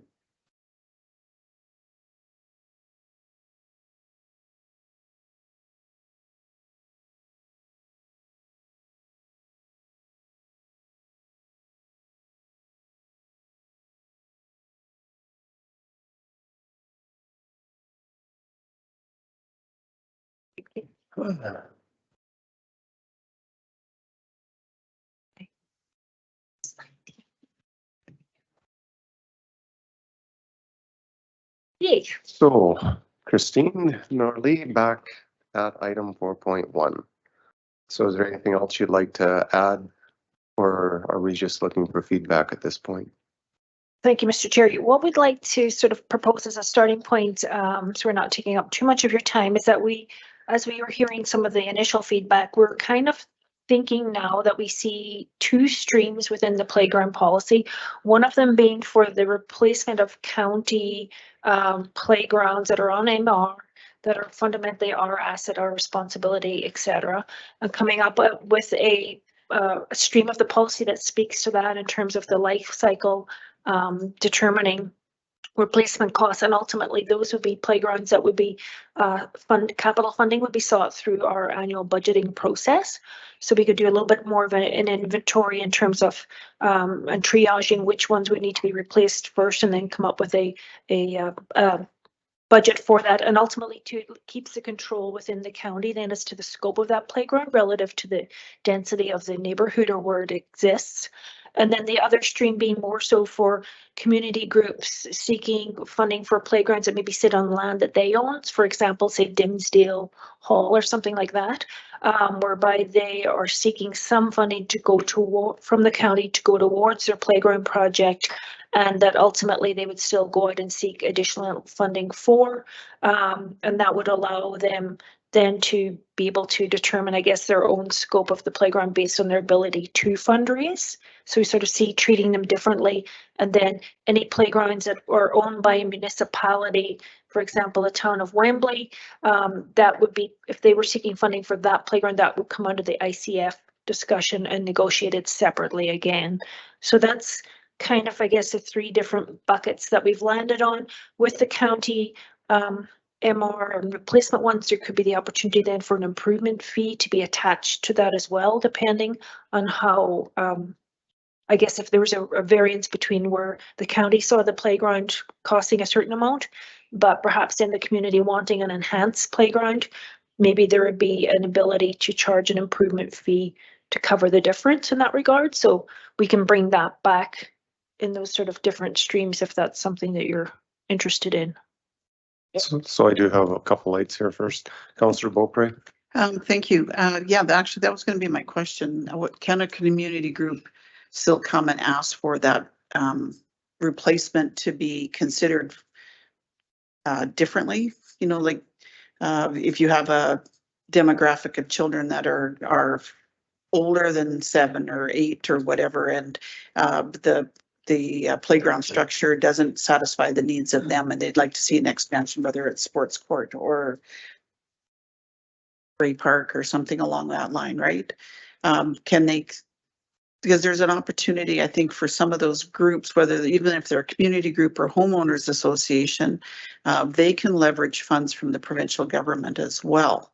So I guess we don't want to discourage them from trying to raise funds, but usually the funds they try to raise usually come from us first, right? So if we have like that kind of starting pot for them, and then they can raise additional funds, but it would have to be something that we would agree to, that we would take over in the future, right? No different than the hospital foundations have to do with Alberta Health Services. They actually have, for any equipment that they want, the doctors want, or the hospital wants, they actually have to okay that with Alberta Health Services before they can approve it, because the replacement cost comes from Alberta Health Services in the future.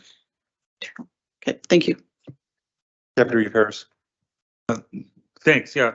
I'm not, one thing I'd like to see is a policy for schools, like, and that, how we deal with them separately, because they are a separate item, right? Yeah, I was gonna bring that up, but. And then one thing, and you brought up the point of ownership and maintenance is very important, because we've replaced playgrounds that basically the only reason we're replacing them is because they weren't maintained. So they do take maintenance. They just don't put them up and sit there, right? Thank you. Councillor Roosevelt. State playgrounds and our schools and other municipalities, because them too are a little different than. No. But we still get them within those municipalities. We get like Sunshine, that Sunshine Park one at Wembley that came to us that we gave them some funds for. We do have. But what they said was that going ahead in the future, anything within the municipality would be an ICF decision. Okay, that's, I just was worried about that one, yeah. Yeah, though I think I guess it might depend on the ownership piece of the playground at the end of the day, because if the other small urban owned it, then I think that's the ICF discussion. But if it's, say, the Sunshine Group and they own that parcel of land, then it would probably fall under the community group. And that's what concerns me. It's just because it's still within another municipality though, because then it ultimately, they should be putting some in too, because it's their residents using it as well, not just our residents using it. Right, and that would be the expectation that that municipality must fund it. So that's why I'm saying that they should potentially be in the same category as the schools, because that's not the same as just a county, fully county facility. Well, the Sunshine Park, that was the town of Wembley. That's their park. Or Sunset, yeah. Sunset Park. So that might be a conversation then with that group to say, hey, you fall in this group, you need to talk to these folks first or something, rather than coming straight to us. But at least within the policy, we would now have a framework, which we don't right now. Yep. Okay. Councillor Peterson. I was just gonna say too, I think it's a good idea that if it's within the boundaries of another municipality, that they should go to them and then they can bring it forward after that, but at least it goes through them. Okay. So I don't see any other lights, but I like the streams that you set up there. That seems to make sense in what we've dealt with in the past. So unless something new comes in our direction, but I think we'll cover most of what we have to deal with. Thank you. And I believe you're feeling that we can bring this back to a council meeting, I would think, before the capital grant deliberations, so that we would have this in effect. If council felt that was fair for this go around for the 2024 capital. If you feel confident bringing it to council versus back to a committee of the whole, it's up to you. I would leave that up to you, your discretion. We'll check with our general manager and see what he thinks and go from there. Okay. Okay, well, thank you for your work on this, and Betty, you pulled together. There was a lot of information, so thanks. Thank you. Okay. So moving on to new business. 5.1 is Housing Service Needs Estimation Director or General Manager Martin. Thank you, Chair. And Corey Ludwig is here to speak to us. So Corey, you're on and ready to go. So go ahead whenever you're ready. Thank you. Today, administration is bringing forth the reports from the 2023 Provincial Housing and Service Needs Estimation. Sorry, give me a second. A frog in my throat. So Family Community Support Services from the County of Grand Prairie with the towns of Beaver Lodge, Sexsmith and Wembley partnered with the Rural Development Network to conduct the 2023 Provincial Housing and Service Needs Estimation to better understand what homelessness looks like in our communities. So in addition to our FCSS departments, There are 22 social servicing agencies that helped with the completion of this project this year. These agencies included service providers within the city of Grand Prairie that serve rural residents, food banks across the county, local shelters, thrift stores, and outreach organizations. Alberta Supports also assisted this project this year by providing an online survey link to clients in the area who were currently accessing Alberta Supports at the time of the survey. So this is the third time we conducted the survey. The compiled reports that are provided as an attachment combine the results for the County of Grand Prairie, the towns of Beaver Lodge, Sexsmith, and Wembley. The report highlights the number of residents who are housing insecure, their identified home community, and their experiences with homelessness. Sorry, I think I could use some water, if that's okay. I have a huge frog in my throat.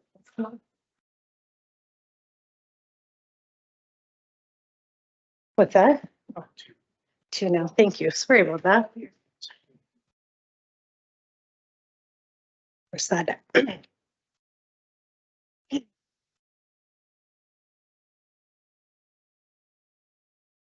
I'm going to blame this on all the wildfire smoke. Hey, I'll try this again. So the reports highlight the number of residents who are housing insecure and identify their home community and experiences with homelessness. What is neat about this report this year that's different than other years is we were able to identify where people were living. So that is broken out in the report. Additionally, the Alberta Provincial Report is attached to this that outlines the experiences of persons experiencing housing insecurity in 45 rural communities across Alberta. These reports provide insights and tools for decision makings across organizations, funding bodies, and multiple levels of governments, can support local programs and advocacy plans related to housing, homelessness, and service needs. At the next task force meeting for the Getting to the Root of Rural Housing Insecurity Task Force, we're going to review these reports, and this will help meet our next objective of kind of identifying the level of housing insecurity to the area, and if there's any recommendations, they will come forth from the task force. Some of the different highlights from the report this year include there's 142 total community members in the area experiencing housing insecurity. 79 of those members were identified as living within the County of Grand Prairie. The top 4 reasons for housing security in our area were identified as low wages, poor credit, illness or a medical condition, or housing needing major repairs. Across Alberta, 8,320 community members are experiencing housing insecurity. The top reasons across Alberta for housing instability were identified as low wages, not being able to afford a rent mortgage payment, and increasing costs and rents. So today I'm presenting this for information. If there's any questions. Councillor Beaupre. So thanks for the presentation, Corey. So now that we have it, what's the next steps with it? So the next steps is this can be used as an advocacy tool. This is now the 3rd time we've completed this project. Some of the changes we've seen from these reports as well include stuff like there is now traditionally the Reaching Home funding grant through the federal government didn't have a rural and remote homeless stream. There is now one, and we do have a rural homeless outreach worker working in the County of Grand Prairie. Centerpoint Facilitation was successful in obtaining a contract till March of 2024 for that. So they're a really great tool to use for funding applications, to advocate for different levels of change through governments. So, and my follow-up question to that is, I know the city of Grand Prairie has been advocating for funding, provincial and federal. And in years past, the province has given group funding to a region area. Is that still the practice for some of that? Like, if we were looking for funding, are we going to be told, no, we've already gotten it because it's come to the city in the form of funding for their homeless initiatives? My understanding is that the city and the county actually qualify for different streams of funding. So for many of the streams of funding that the city has applied for, and it is actually one of the challenges rural residents face, is if you're traditionally, if you're in the city, you can access the city funding for homeless homeless initiatives, but if you're in the rural area, you can't. And so one of the things that's neat that has happened is Centerpoint getting the contract for homelessness outreach is if we do have a resident now living in a rural area who's experiencing homeless at risk of losing their house or has an eviction, there is some funding for them, and that program's been able to help with that. So challenges if the way people live within a region is if somebody's in a rural area but needs to live in the city, we have to move them into the city to become homeless first to access that stream of funding. Yeah, unfortunately, there's rules and regulations for everything, right? So absolutely. Thank you. So I guess the other question to Councillor Beaupre is moving ahead with this, how do we get that information out to these individuals? I guess this shows of the ones that responded to the survey, but overall it would be nice to see, and I don't know if it shows in all the data because there's lots of information there, is what percentage within the county are we actually looking at?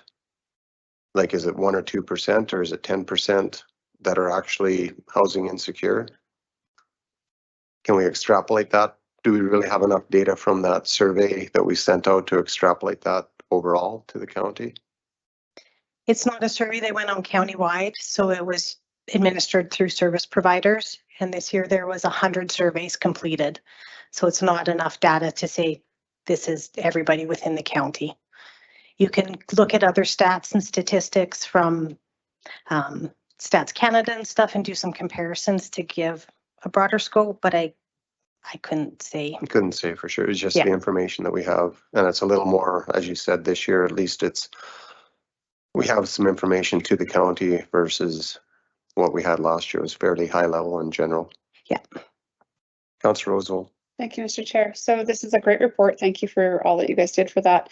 That infographic, that's one of the back pages of the report. Is it an opportunity to actually pull that, extrapolate, like pull that out? Because when we're looking for like those 30-second or 10-second or 15-second elevator pitches, when we're have an opportunity to have that conversation, that is valuable, where the whole report is too much to try and get through. Absolutely. Those infographics are public information.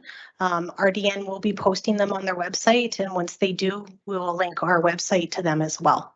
Okay, but can we pull those out so that we have a copy of that? I sure So can. that when we are, because a lot of us are headed to like AB Munis next week, and then we've got RMA in a couple of weeks, and as well as other opportunities to meet with ministers, and that's a good tool to take. I will definitely pull them out to make sure you have them. Okay, thank you very much. You're welcome.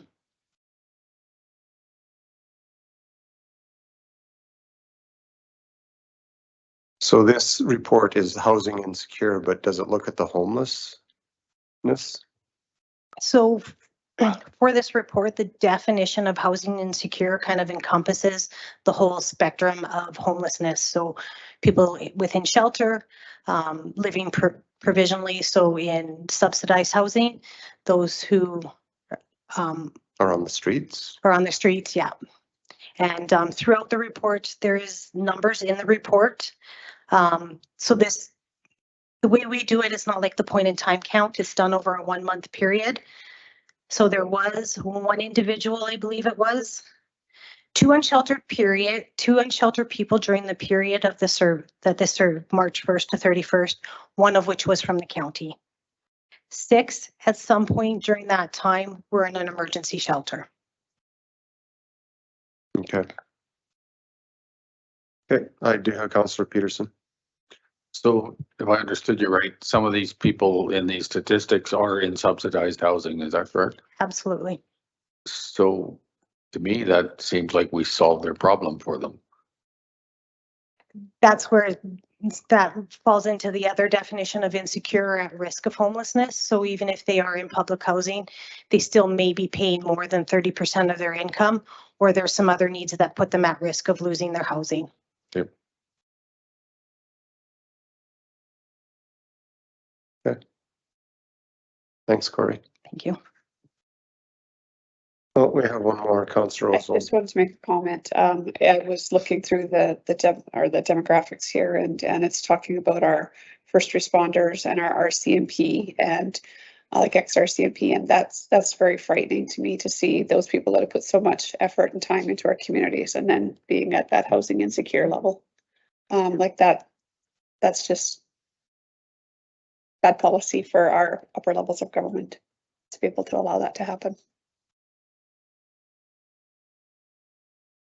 Okay, thanks, Corey. Thank you. So moving on to 5.2 is Agricultural Service Board yearly update. Director, well, I'll just go right to Sonia. Okay, or not, and not director, general manager. Got to get that GM in there. Okay, go ahead, Sonia. Thank you very much, Mr. Chair, ladies and gentlemen. This is a very late report for 2022. We had it scheduled a number of times and unfortunately we had to bump it a few times. So we are better late than never, I'm hoping. So as part of our requirements under the Agricultural Service Board Act, we do have to present our annual report. So you've all seen our report in your package. So I just wanted to hit on some of the highlights. We completed our livestock emergency response plan at the end of last year, and we rolled it out this year to great use, and it was very effective, although we discovered there were quite a lot of people with chickens that we didn't know about, but we've been able to address some of those gaps. We enacted the Register Your Weed Management Plan, where we can register landowners who either rent or rent out their land. And that way, what that does is that allows the person that's actually farming the land to be the one that's first advised if there are noxious weeds on there. Should it not be addressed promptly, then we would inform the landowner, because ultimately they are responsible for weed control and any costs should there be any enforcement required.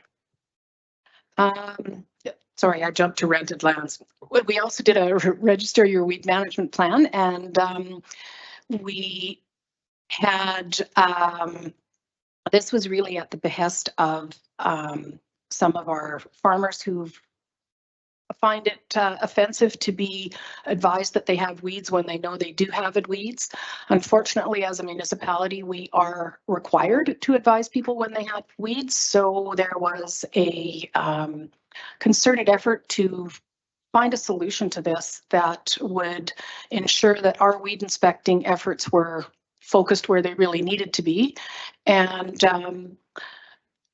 we're following through this year. You'll get the report that the people that participated were they were appreciative of it, and it worked very well. We would check and they followed their plans. So at the end of 2022, our annual in-service training for all agricultural fieldmen was hosted in Grande Prairie.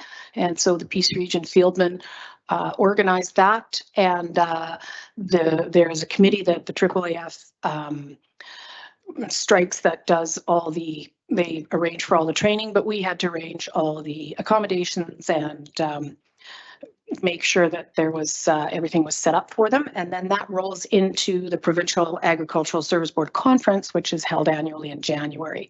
So once again, we hosted it in Grande Prairie, and we had 392 ASB members and fieldmen in attendance. And part of our work, just our county staff, was facilities, agenda, transportation, and finding sponsorship. We also attended the Crossroads Crop Conference, which used to be Farm Tech, in 2022, and it was underwhelming. And we decided that perhaps that going forward, unless the agenda was a little bit more robust, it wouldn't be something that we would be interested in. I attended 2 days of training with Jack Novak, with managers and directors at the time, and it was really a valuable couple of days, because it really focused on how we could better work together across departments, and also between what are now the GMs and the directors. We had a very successful Peace Country Classic Ag Show and Farm Family event. And that was, yeah, it was sorry, I'm a little ahead of myself here. So we were able to celebrate the Drysdales and, yeah, this is actually incorrect. This should be the 2022 family. My apologies. I didn't check that. I was also participating on the Provincial Legislative Review Committee. We did, there's various changes that have been proposed to the weed regulations and the Pest Act. I've been sitting on the Pest Act for 10 years on that Ledge Review Committee, and we have yet to actually do anything. So it's kind of a committee that doesn't meet, but we're ready if the province was to invite us. With the Weed Act, that one, we did a bunch of analysis on whether certain plants should be removed from the act or certain plants should be added. At this point, I haven't heard anything from the province as to what changes they're going to make, but scuttlebutt is that quite likely Canada Thistle will be removed. And then it would be, should the municipality wish to continue doing their enforcement or regulate that weed, then they would have to elevate it. And we could elevate it to noxious in our municipality. So we had a number of 100 Years of Farming Awards last year. We had the Evgen family. I think I always mangle their name. The Johnsons, the Andersons, the Balderstons, Carter and Buey have yet to receive theirs yet. They have asked to delay it. So we're trying to find a mutually agreeable time that will work for the councillor and the chair of the ASB to present. Rental equipment last year was very popular. Our 200-gallon skid sprayer was rented for 40 days. We didn't have near as much breakdowns because we have pretty much locked down just about everything that can be fiddled with. So we're looking at possibly choosing different equipment going forward that allows for a little more ease of use and again, less fiddle factor, because it's usually when they start playing with pressures and stuff that things tend to go horribly wrong. Oh, sorry, go ahead, Councillor Beaupre. So I'm just looking at the rental income for is $2,321. What's the return on that investment? The year before, I think we made maybe a couple of $100. Last year was a lot better. I'd have to check for what our costs were, but I would say, I'd say at least half. But no, I guess my question is though, all that equipment has cost to purchase it and a cost to replace it in the future. Are we really making any money or I mean, the return on that investment is for the time and everything else. Do we need to be in the rental business? Because these can't be rented elsewhere, I think it's very beneficial, because when you have people that have, 20, 40 acres and they need to have it sprayed and they would like to be able to do it themselves, then it allows them to access the kind of equipment that they need. It's not something that we're making money on by any stretch, where I'd have to do the analysis. I'm not sure we break even, but in terms of being able to access a sprayer to be able to do the work yourself, that was the primary reason why we initially got into it. Yeah, the 200-gallon sprayer was 40 days. The other were 2 days and 4 days. So I mean, that seems like relatively nothing. Yeah, it's fairly small. That again, that helps the 3 to 10, 12 acreage owner. And again, it depends on how much inspections we get done, whether we're able to focus on those subdivision areas, because usually it's usually the bigger sprayer that goes out. That is by far the one that's used the most. Thank you. You're welcome. We don't always have a lot of uptake for our rural acreage owner pesticide certificate program, but it does allow people who can't access the good stuff an opportunity to take the training and then purchase the chemical pre-mixed from us and address their weed issues. The people that have participated in this program have found it very valuable. And it's been nice for us because if you can't kill your tansy because all you can get is Killex or Roundup, which seems to actually promote transy, this allows them the opportunity if they choose not to hire a contractor. In 2022, we had 84 no spray applicants, and we had one individual who was non-compliant. He was given the 5 calendar days and was compliant within 3. In 2022, the County of Grand Prairie participated in 8 parades, and we went everywhere from Stampede right through to the South Peace Centennial Parade from May to September. Go ahead, Councillor Zimmerman. Back to that training course. How long is it? How much does it cost? I believe it is $75 through Lakeland College. You take the program and it takes a couple hours online, and then you get a certificate that's printed. Then you come to our office and either myself or my assistant will review with you to make sure you were the one that did the work. Right. And that way we know that you can be safe, and then we will issue you the herbicide because we'll already have been to your place. So you can do that anytime, any day, that course, or is it Absolutely. specific days? Nope, it's all online. So you can do it 8 o'clock at night on a Friday night if you don't have anything otherwise going on. I'm old, I don't. All right, thank you. You're welcome. Our youth ambassador was a young Mr. Kenny, and he attended the county open houses last year. And he also attended the various parades. So he was good. He was pretty reserved to start with, but he was definitely more engaging by the end of it. And he said he learned a lot. We do the annual seed cleaning plant inspections.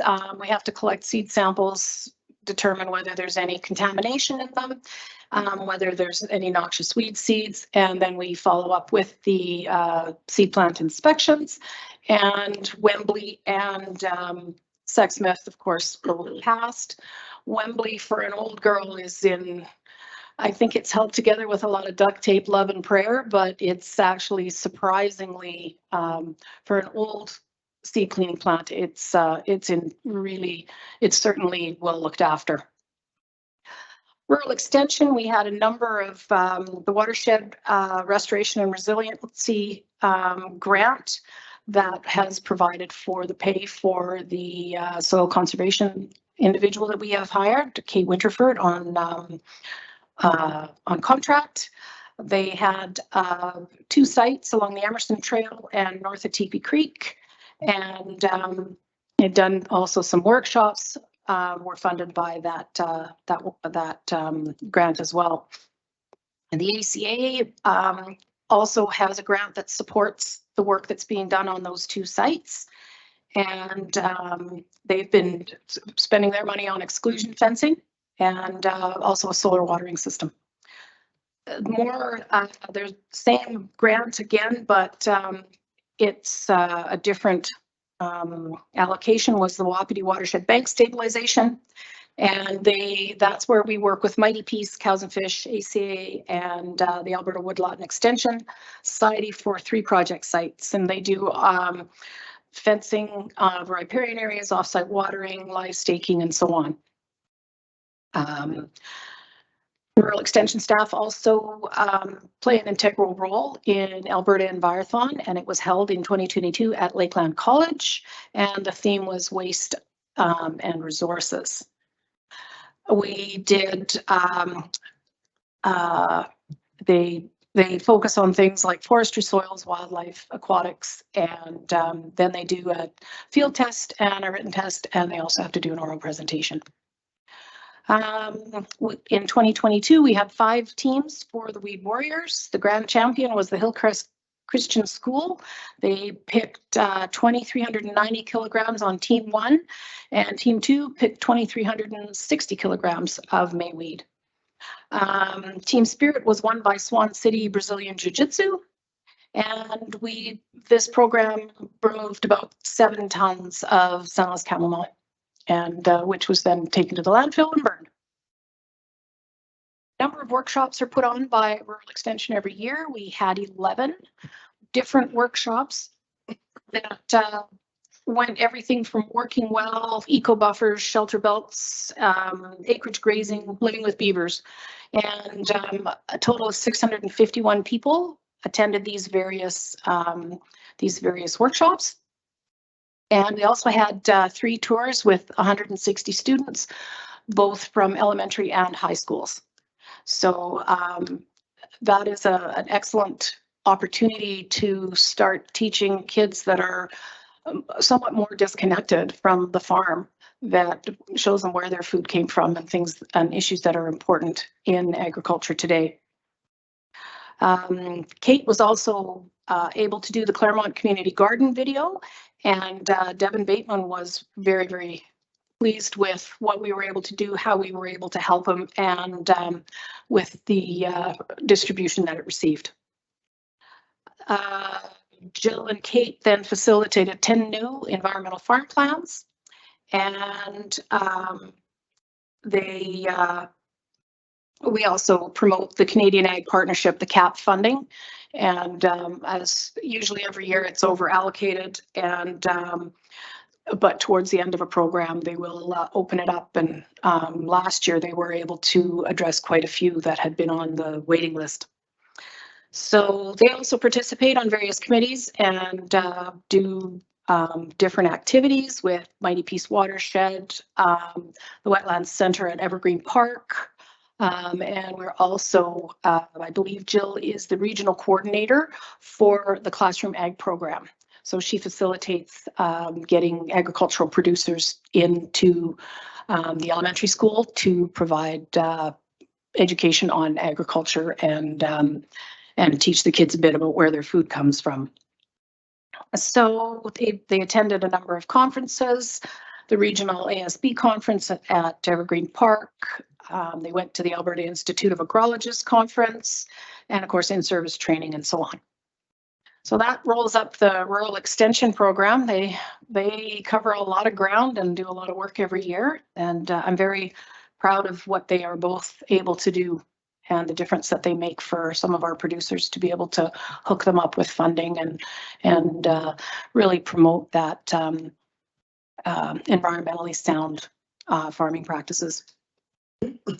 Our mowing program last year covered 7,445 kilometers of ditch, which was about, I'd say, 1.2%. We covered the county at least once, and then about 20% was covered again. And with the way that things grew, by the time we finished up, we had pretty much caught up to some that had been mowed and just hadn't regrown much. So as you can see, not a lot mowing done in October, but June, July, and August were pretty busy as usual. And in 2022, our weed inspecting program, we did over 1,000 inspection reports. Those are actual reports written by our weed inspectors. They've gone out, they've investigated, they've followed up, and then they've either issued a notice or they've been successfully resolved. There was 131 complaint investigations that were done. We issued 44 weed notices, and the weed control requests go to our spray crew, and that's for weed issues that we're noting on in the ditches or on county-owned lands. And weed inspection reports by council division. Once again, Councillor Division 2 wins significantly with 335 inspection reports. And yeah, and then our esteemed chair, Mr. Krennic. His area was not quite a close second, but followed fairly closely by Karen Roosevelt in her Division 8. You guys aren't even. The least is usually Division 6, Mr. Harris. I know, right? Yeah. Yeah. Yeah. So again, That little sprayer there more. you know, I think you might be onto something. Yeah. So this doesn't include the 70 clean oil and gas inspections that if there are no weeds found, we don't write a report. We just mark that we've been there and that they were clean and compliant. And we also did town inspections twice a month. We would go to the town. Every month we would send them a summary, and it was it smoothed out a lot. It got a lot better last year, and it's gotten even better this year. Most of the weed notice issued were in industrial parks due to non-compliance. We enforced on a total of 10 in 2022. And 2 of them were issued to CN Rail for their active and inactive lines. They didn't comply, so we hired 3 different contractors who sprayed the line. And they got some good control in certain areas, but CN is not going to be a one and done for a while. The bill was $90,000, and but what we did was CN finally has their own vegetation management coordinator. They finally hired somebody, so it's not being run off the side of a desk. And I just spoke with her, and they are making strides towards getting it paid. So maybe by the end of the year, it certainly got their attention when we put it on their tax roll. Councillor Beaupre. So, you talk about the other municipalities you go to, but you don't talk about the city, and they've got this new naturalization program that they have that's adjacent to some of the County of Grand Prairie lands. And they had all kinds of noxious and restricted weeds growing. What's their plan last week, I believe they had a delegation of residents that came to city council to say, enough's enough. You're growing weeds and they're spreading into our yards and we can't keep them under control. So they're now spreading into our yards, into the County of Grand Prairie as well. And I know they receive, I think, $10,000 from us for trying to address some of those weed issues. But, we golfed at the Bear Creek the other day and it's full of weeds. Yeah. And the thing with the city is, unfortunately, I don't think it's so much the department there. I meet with them at least every spring and usually at the end of the season. And they are quite eager to deal with the weeds. I believe that the political will to do it is not there. Yeah, there's a lot of individuals that feel that the noxious weeds are for pollinators, right? So. Yeah. And unfortunately, perhaps that might be something that you folks might be interested in undertaking and pushing them that, because technically they're not complying with the act because they're so vast. What they've been doing is they've really been trying to, especially with the annexation lands, I've actually seen them, they've been out there, they've been trying to spray in their ditches and they did get some beautiful tansy. And they are trying to follow up, but again, they don't really have support for a culture of enforcement. And it's unfortunate because that really ties their hands. And they've also had a bit of turnover, and we've actually been helping them in terms of they didn't even know they had to inspect for clubroot. No. So we went and showed them that this year. There's an intermunicipal meeting coming up. That could be an item for topic. Yeah. Thank you. You're welcome. Councillor Krennic. And didn't they eliminate the use of certain chemicals too in the city because it was toxic? So they can't really eliminate the problem without using an alternative, which they haven't found. Yeah. Again, to me, the way I see it, it is a political issue. And they have people that are very anti-spraying.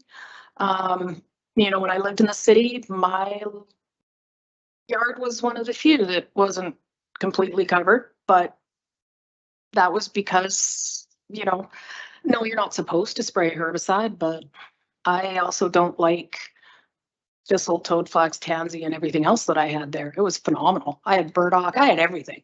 It was just, you know, so that again is gonna, and I really do think that it could be something that they could shift if they had a proper way to explain to people why it's important. We had our provincial one, and as Councillor Beaupre had said, they're so concerned about pollination, they're not concerned about the spread of the noxious weeds, and that's basically what came up, and they were basically trying to, a certain group was trying to eliminate spraying completely. Yeah, and that's a Both huge problem. in crop and ditches and everything. It's just, it was a complete push for it. And I don't see that winning, but obviously Grand Prairie does not condone the spraying of those, so with that particular chemical. Yeah, and you know, again, anytime you block a tool and you have nothing to replace it, you get what it looks like. And you know, I all I can say is, you know, I'm very grateful for the support that we have to be able to properly enforce the act. Okay, so moving on to vegetation management, that's our 6 seasonal sprayers and our ag officer. And in 2022, they did a little over 5,800 kilometers of roadside spraying. They did 93 weed control requests, and that was between the spray trucks and the quads. So that was county-owned lands as well as ditches. 84 registered residents in the no spray program. They actually performed 6 of the enforcements on the weed notices. The others were done by contractors. And 85 locations were covered by the quad crew, including subdivisions, industrial parks, and landfills. The industrial parks and subdivisions are, it's with the growth that we've had, we're definitely seeing some challenges in meeting our obligations there. The pest and disease program is led by the ag officer, and they have 2 seasonal agricultural assistants. And we did participated in 6 surveys for Alberta Ag, and that includes the diamondback moth, wheat midge, earth armyworms, and grasshopper surveys, as well as 10 additional fields for clubroot blackleg for Dr. Victor Manoli. And then we did our 42 in-house clubroot inspections. And as always, tree inspections and inquiries are very popular. And so we had 27 of those. So it was a busy year for them last year and has continued to be so this year. The problem wildlife program, they're always a popular pair as well. And last year they blew 104 dams. I apologize for the typo there. And removed 246 beavers, 67 skunks. Skunks are definitely on the rise. 71 coyotes and 12 foxes.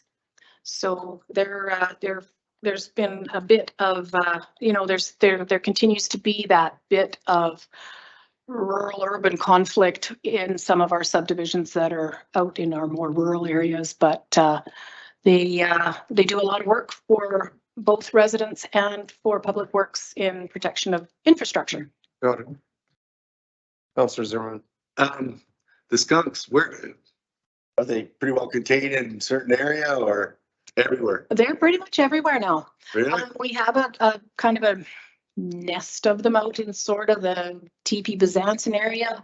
Then there's, we actually were helping the city last year with, they had a skunk problem in one of their trailer parks. And they've seen them as far out as Elmworth and Goodfair. They're kind of all over. They start to move more now in the fall.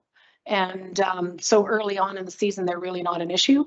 But now they're going and finding more permanent accommodations for the winter. So we see them moving around a lot. You think they're following along the river and then the reverse? No, I don't think so. They don't seem to follow the water corridors as much. They just, it's like once they get somewhere, they just go. And there's there's a lot of places that skunks like to live. They're very have a broad tolerance. So they're able to, pretty much go and make almost any area habitable for themselves. And that's not an issue until they pick people's porches and their barns, and then the dogs get a little upset, and it gets a little smelly, and yeah. Okay. So, and that brings me to the end of our report. Okay, are there any further questions for Sonia? Seeing none, thanks for the report, Sonia, and Thank you very much. I appreciate the time, and I can tell you next year's will be in the first quarter. Councillor Oswald. That's what I was going to ask, is we'll get it a bit more timely next year. Yes. And just while you're here, we've heard a lot of concerns about our like a roadside mowing, and as well as the spraying, that there's been a lot of residents concerned that they haven't seen them. Yes, I did send out an update to the ASB late last week that explained a lot of what had been going on. This has been, this is the 14th season that I've been here, and this was by far the most challenging. We've had everything from supply issues to getting for parts, breakdowns, 3 new mowers, as in 3 new operators. And it takes a fair bit to get our operators up and running. There was also some staffing concerns that I have dealt with that I am confident we won't be seeing quite the number of missed roads and rooster tails and various other things that we saw this year. I was not very happy with the mowing program, and that has been shared with those that needed it. It does take a lot to train people up. We do have those 3 individuals now are, they certainly have it figured out. We had a 2-week delay due to working on the fires, and then that delayed our training, which then delayed our getting started. Fortunately, we had kept back our old mower, and so we did have the mowers that were supposed to be, or the mower that was supposed to come in June never did show up until I think it was almost the end of August. But we had the old one, and we hadn't sold that one yet, so we were still able to run with a crew of 4. Then we had some dry time where we couldn't mow for about a week because it was too dry, and we were worried we were going to start fires by hitting rocks. Then we had some rain, and then it was too wet. And then we also had to pull off, we did some more mowing in height that we hadn't done before, and that cost us about 150 to 175 miles of roadside that were delayed. So there's a lot of times that it'll rain, say in Elmworth or even Wembley, and not in La Glace. Can you not? Like, I realize there's a bit of difference in distance, but you could pull a team to go and do a bit of whipper snipping around things or whatever. Does that happen, or do they just sit completely when it's raining at in the southern part of the county and not the northern? Do they just sit at the office and no?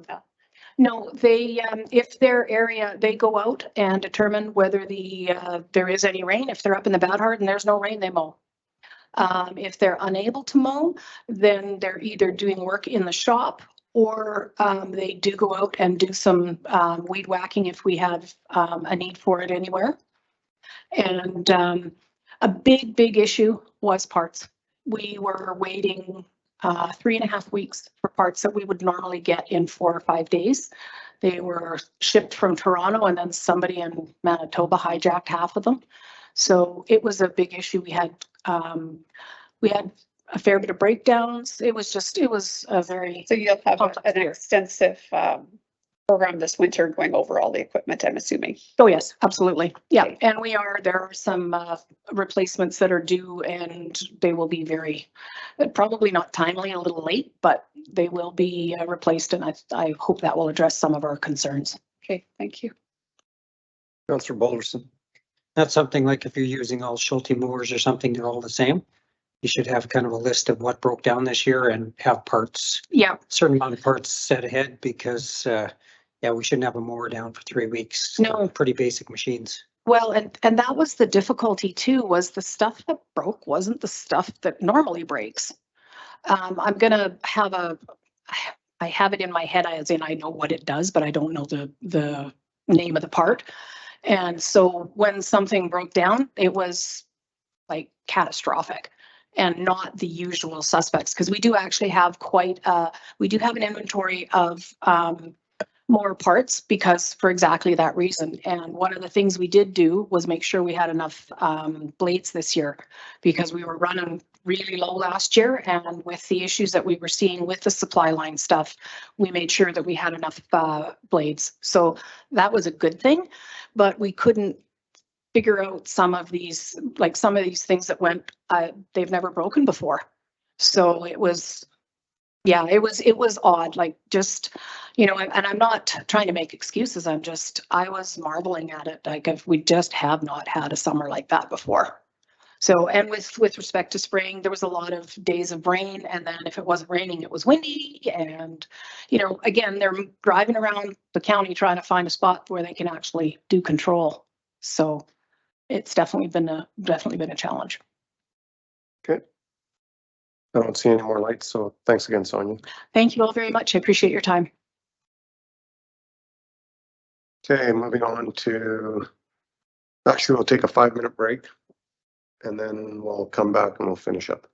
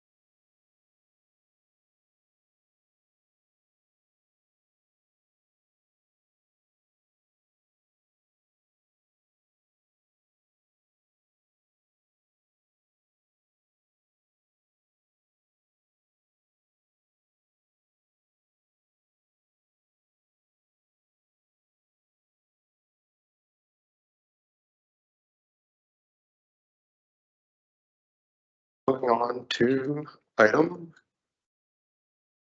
5.3, which is procedural bylaw, General Manager Gabriel. Thank you, Mr. Reed. Yeah, they didn't want to listen to me. That's fine. Totally fine.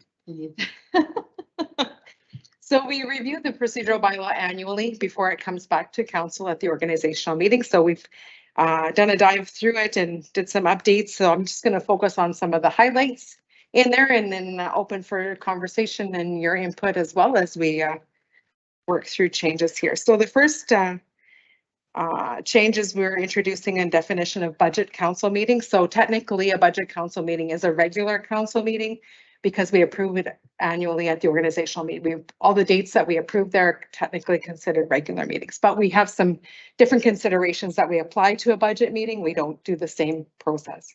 So we're putting a definition in there. Means a meeting focused on budget development purposes and deliberations, including but not limited to pre-budget discussions, capital grants, operating grants, business cases, interim and final budget. So there's your definition of budget. Then we'll move on to page 217, Sabina. Go ahead. So, budget council meeting would also include the, would that be like business cases as well? Yes. So, so on the 2nd of November, that's when we'll be doing business cases. So those are considered a council day, so they can't be done virtually then, is that right? We'll get to that because we have some exceptions that we're applying to a budget council meeting versus a regular. Perfect, thank you. So we'll get there, and then if it still doesn't answer your question, then again. So and then under the regular council meeting definition, so that's on page 4 of the bylaw. There we're just redefining it as a regular meeting of council established at the organizational meeting pursuant to the MGA. So not too significant there.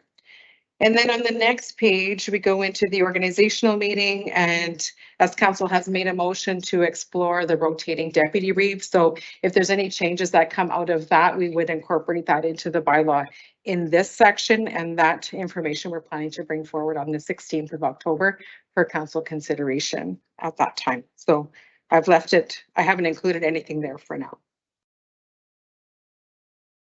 Then the next item, we'll go back and there's another section that we've introduced as budget council meeting, page 9 of the bylaw. And so there we're indicating all rules and requirements applicable to regular council meetings shall apply with the exception of A, restrictions relating to electronic participation at meetings, specifically section 115C and F. B, playing of the national anthem, and C, conducting statutory public hearings. We're saying those things aren't going to be applicable in a budget council meeting. Yeah, there's still another section. Okay, so the next section then we're going to talk about is the audio and video live streaming and recording of meetings. So that was something new that council introduced by motion. So we're incorporating that into the bylaw as well. So 70 now reads, meetings may be audio and video recorded with the exception of meetings held in closed session.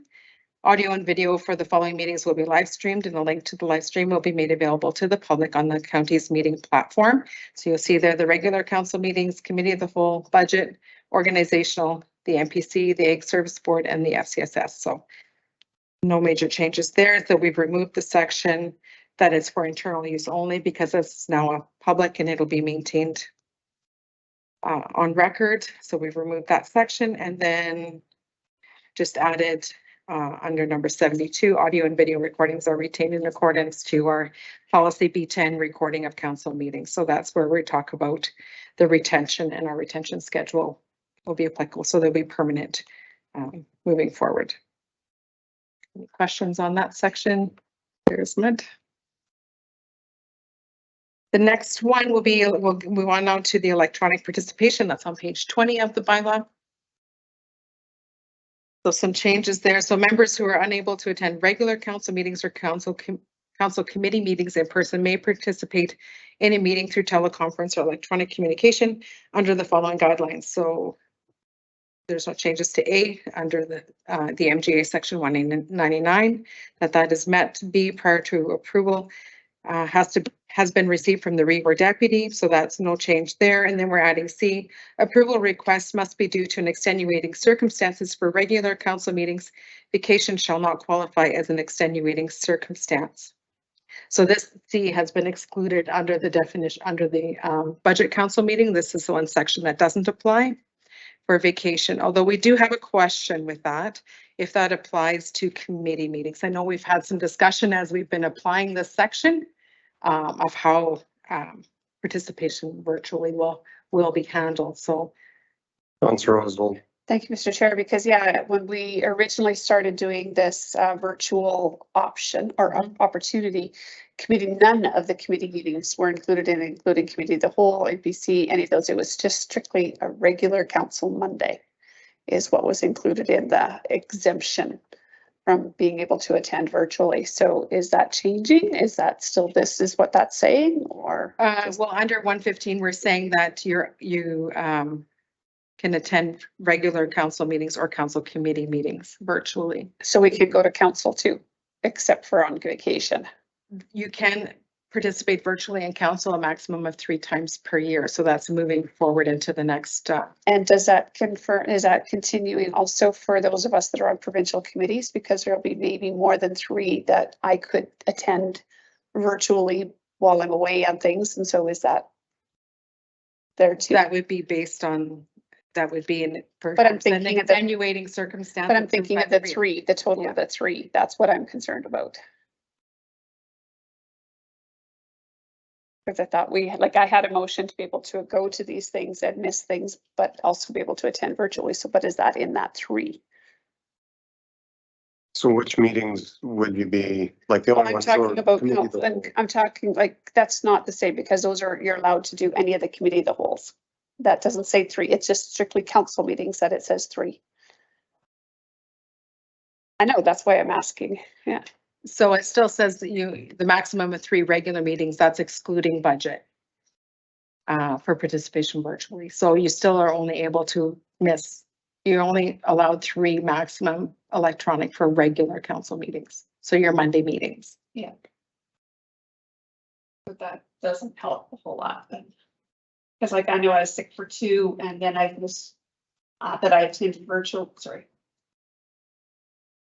I missed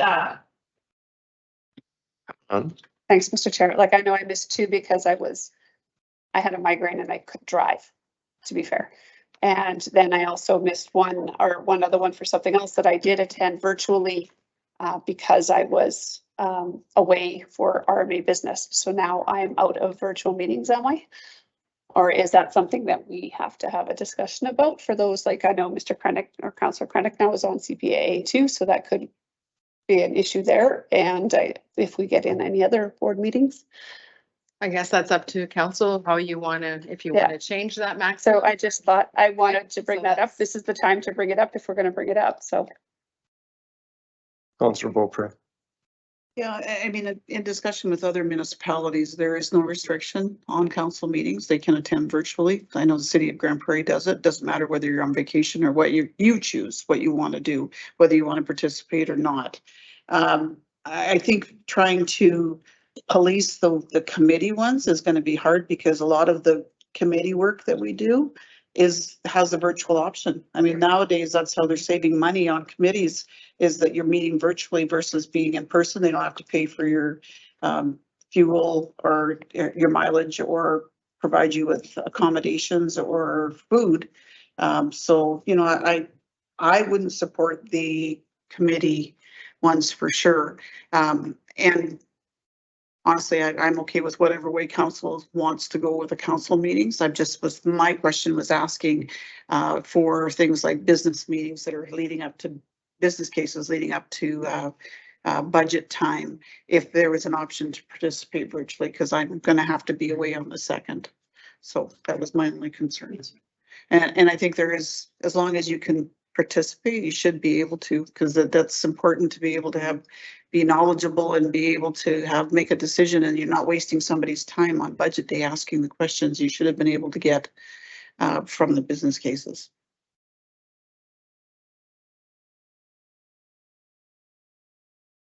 Okay. Well, for myself on this, I've always been an advocate that if you're on vacation, if you're out of country and you're taking time off, you're taking time off.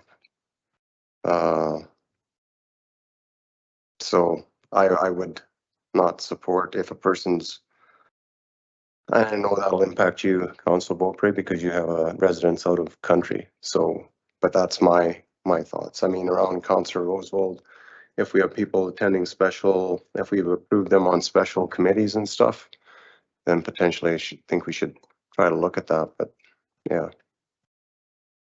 Councillor Zimmerman. Well, we all hired on, we all got a job and we're paid to be here, so I think we should be here. That's holidays, like you said, you're on holidays, you're on holidays. And if you're taking on other tasks, which were promised in the beginning, no, it won't affect county council at all. And now all of a sudden it is, and I don't know, I just don't think it should be. Councillor Roosevelt. I don't know, when I ran for RMA and I had the board approval, we knew that there would be some concerns with council meetings, with other meetings, and it was brought up at that time. It was acknowledged that it would take time away from this, but that I could potentially, and I even brought it up right in those meetings when we had that discussion, I could attend virtually because I've seen other board members do that. So that is why I'm bringing it up now, just make sure that it is still going to continue to have that option, because it was acknowledged at the forefront. And any time that we have somebody on a provincial board, that gives us more opportunity to have recognition for our county, as well as opportunities to meet with ministers and this and that and all sorts of different things that is an advantage to our municipality. Not denying that. Yeah. But also with that, our primary responsibility is the County of Grand Prairie. It's not provincial boards. So I'm just saying when I'm waiting.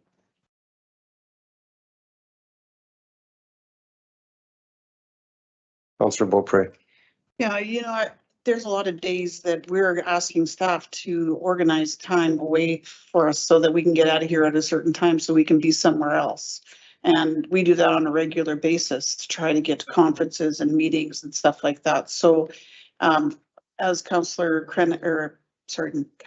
Roosevelt had said, part of our advocacy plan is to be strategic and have key people in key positions, which means taking them away from council, which is what we were hired to do, but we were also hired to be at the best level that we can be within our organization.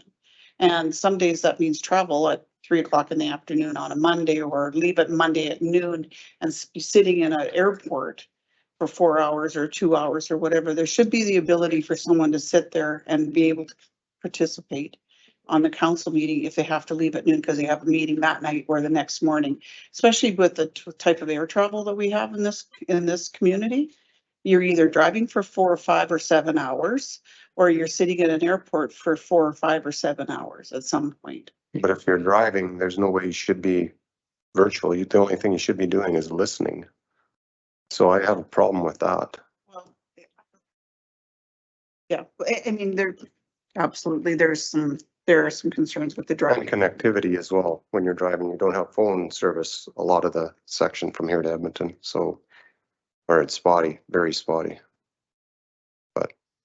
So as the review, understand that there are days that you're asking administration to move council meetings and other committee work around so that you can leave at certain times. And that you participate when you're out of town by doing some of that. But that's what I'm saying is that there's still. I haven't yet. Well, I'm surprised. I haven't asked them to move stuff around. I've either chose to miss something or I've chosen not to go. Well, that maybe is a problem as well. But anyway, it's neither here nor there. I'm just giving you my opinion. Okay, and that's fair. And that's what this discussion's all about, is try to get everybody's opinion on. We need to make a decision as council. It's a council decision how we want to move forward with this. And I have my opinion and everybody else will have theirs. So Councillor Peterson. So I do think that, our advocacy is to try and get people on boards. And as such, if that has them away more, I think they should be able to participate. And, otherwise we're penalizing them for doing what we wanted them to do.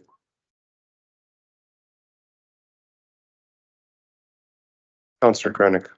Thank you, Mr. Chair. I also, if we're attending, the council is very important, but also on the provincial boards, getting in front of I sit on CPA and the Ag Service Board. I attend a lot of the meetings because, well, as an alternate, sometimes the one that isn't is the one that's was chair or whatever. She's unable to attend, so I go in her place for that. And I've had to miss some, which puts us in front of the Ag Minister. For example, in the past, it was Minister Horner, and he's now Minister of Finance or whatever he is, or Treasury.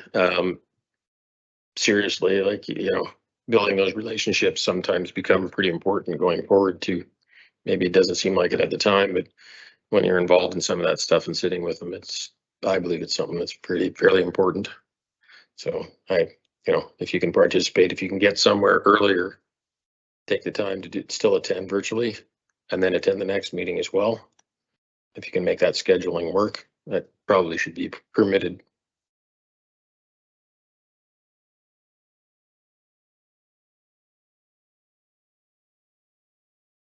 So I don't see any further lights, and I would agree around that.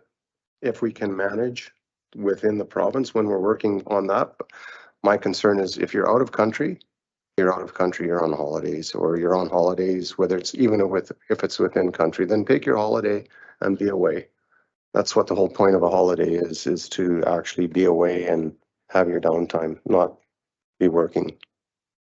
But that's my opinion. Councillor Oswald. Thank you, Mr. Chair. Oops, sorry. This thing keeps. Thank okay. you, Mr. Chair. I would like to actually see that the amount of 3 regular council meetings actually taken out of the policy, out of 115F,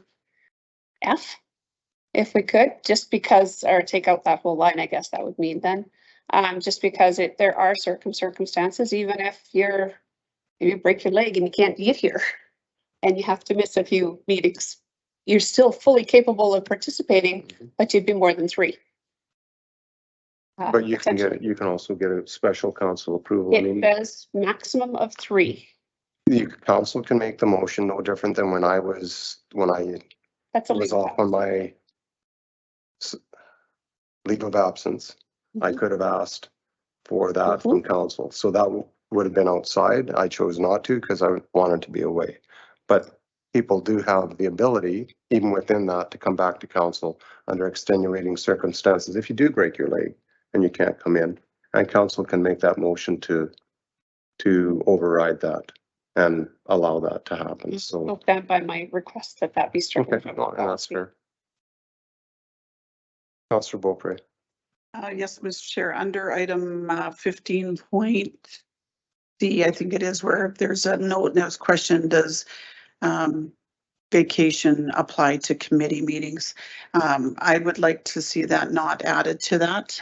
Council meetings, if that's the case, that's fine. There's lots of committees that individuals, regardless of whether they're in country in Canada or whether they're out of area, still have commitments to those committees as well. Councillor Peterson. I would agree with the committees because a lot of times they're the only one on there that's representing us and the only one that's up to date and knows what's going on with that particular committee. And I think it's useful to keep that going. Councillor Balderson. Thank you. So I definitely hear both sides. If we did strike this off, could we revisit it? If we feel it's being abused by any of us, we could come back and revisit in 6 months. Is that? You're referring to the maximum of 3? Yeah, or, any of those committees or anything. Currently committees, it's only applicable to the regular meetings. Committees you can attend virtually, whether you're on vacation. So if we took that off then for council meetings, if we felt people were abusing that, we could revisit it and put it back in. Is that? It would be a bylaw. Yeah, you'd have to amend the bylaw to do that. Yeah. Okay. So I guess the one question I do have is if a person's doing 2 meetings at once, how are they committed to actually being effective to either one of them? Thanks. No, but I have seen Councillor Roosevelt at meetings here where she's got the screen going and she's in one meeting. Well, I'm just saying you're in 2 meetings at once. You're collecting it per diem from? No. Okay, well, then bottom line is how effective is a person when you're having two screens going up? Personally, I find that very difficult to be effective in one if I'm not paying attention to what's going on in the other one. Exactly. That's why I pay attention. If I'm in this room, I'm paying attention to that screen. That one is on for breaks or for, like I was on it at 9 o'clock in the morning. And then when we did an extended break, I was on them then, absolutely. So I had it running so that I could jump in. But I did not claim for at RMA for those days because I was here. Okay. Thank you for the clarification.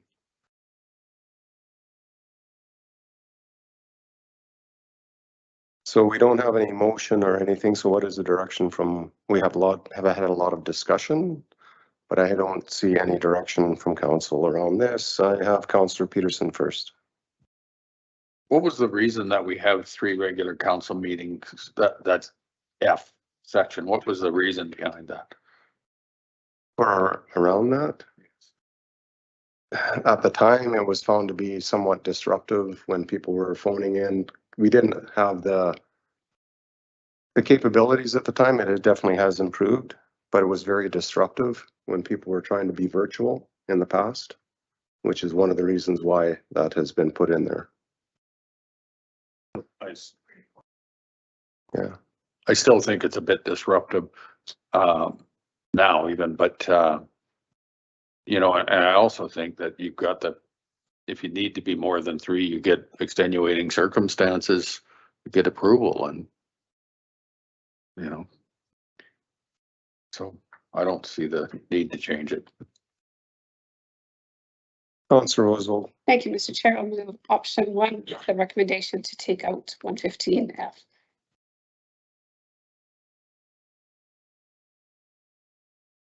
So we have a motion on the floor. Wasn't quite finished. Sorry. She wasn't finished. We have a motion on the floor. Are you rescinding the motion, or are you moving ahead with the motion? So we're done until she's finished presenting. Okay, so here, we do have other lights, Councillor Zimmerman. So the way I look at this is if we all decide tomorrow we're going on 3 months holidays, each one of us, and nobody's here, how can you say you can't and you can and you can't? I mean, that's the point of this whole thing is we should be here.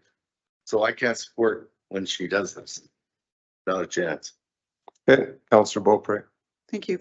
Just a question. So if the individual that's not here due to vacation or whatever, there's something on the agenda that's specific to their division. When they see that individual item on the agenda, because we can still view it depending on, it doesn't matter where we're at, how do we get that removed off the agenda so that it's not decided by 8 other people without the input from that council member? You would do that agenda approval just to remove that item from the. But if I'm not here to remove, what do I ask the chair to remove it or the CEO to remove it or whatever? Okay. Because I know in the past, there's been a couple of times that I've only participated in closed session because it required all of council, which is fine. I don't have a problem with that. But I do have a problem not being able to, if something comes on the agenda that I have no control of it being on the agenda. So not being able present to speak to it. So I guess the one question caveat I would ask Councillor Beaupre is if it's a timely matter and you're not, or that individual isn't here, and that decision has to be made, then what happens? Yeah, well, good question. I don't know if we've had that in the past. I'm just saying if that circumstance arises, right? Like sometimes it may not be an issue. It can be extended to when that individual is back, that councillor representing that area is back, but. Out of courtesy to the council member, either the reeve or the deputy reeve, maybe you'll have a conversation with them and they can Represent their views. represent their interest based on the conversation that they've had. And I have tried to do that when certain councillors haven't been here because I know their perspectives on things, so. For sure. Thanks. Okay. Okay, carry on, Carol. Thank you. So I just also want to highlight that D under that item, quorum must be physically present in the room in order to ensure that in case connection fails with those participating virtually. So quorum must be in the room regardless.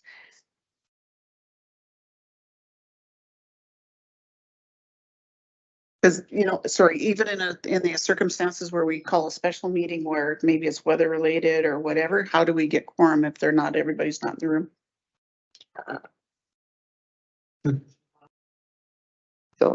So is there, Yeah, should there that's a be good something in the question for a special meeting? We had one instant when a special council meeting was called during the Dunes wildfire. Right. And you made a motion that you're accepting that you're breaking your own procedural bylaw. for Yeah, it. yeah. So no, that'd be a good point to add in here that there's an exception for a special council meeting. That's because sometimes that can be called spur of the moment, right? So then you might want the virtual opportunity. to do Virtual, so. yeah. Yeah, so I can, definitely note that. Because we have done that. As you said, in the Dunes Wildfire West, so. Yeah. And again, the meeting location is able to support the use of electronic communications that members participating are able to communicate effectively and free from outside distractions. So that's also a requirement in the bylaw. All right, so moving on to the last item, voting on. Julia, go ahead. Yeah. Sorry, I was just thinking, Mr. Chair, I was thinking of an instance when was exactly the situation where not in this municipality where a councillor could not attend the meeting, but felt very passionate about the topic. So that councillor made a written submission and expected it to be read at the meeting. So the only mistake administration made at that time included that submission together with council package, and the rest of the councillors did not appreciate that. So the new rule was if somebody wants to submit a written statement on an item because they're not going to be at the meeting, it was to be submitted to the REEF, and the REEF will open and read that at the time that the item is presented. After it's presented, but not before. So kind of the rest of the councillors are not impacted by one councillor's opinion, and it's not in a general public document. That was just a compromise that municipality found. So I don't know if you want to consider that. So really a councillor could approach the REEF and say, can you, at the time of the agenda approval, I would like to see this item to be removed.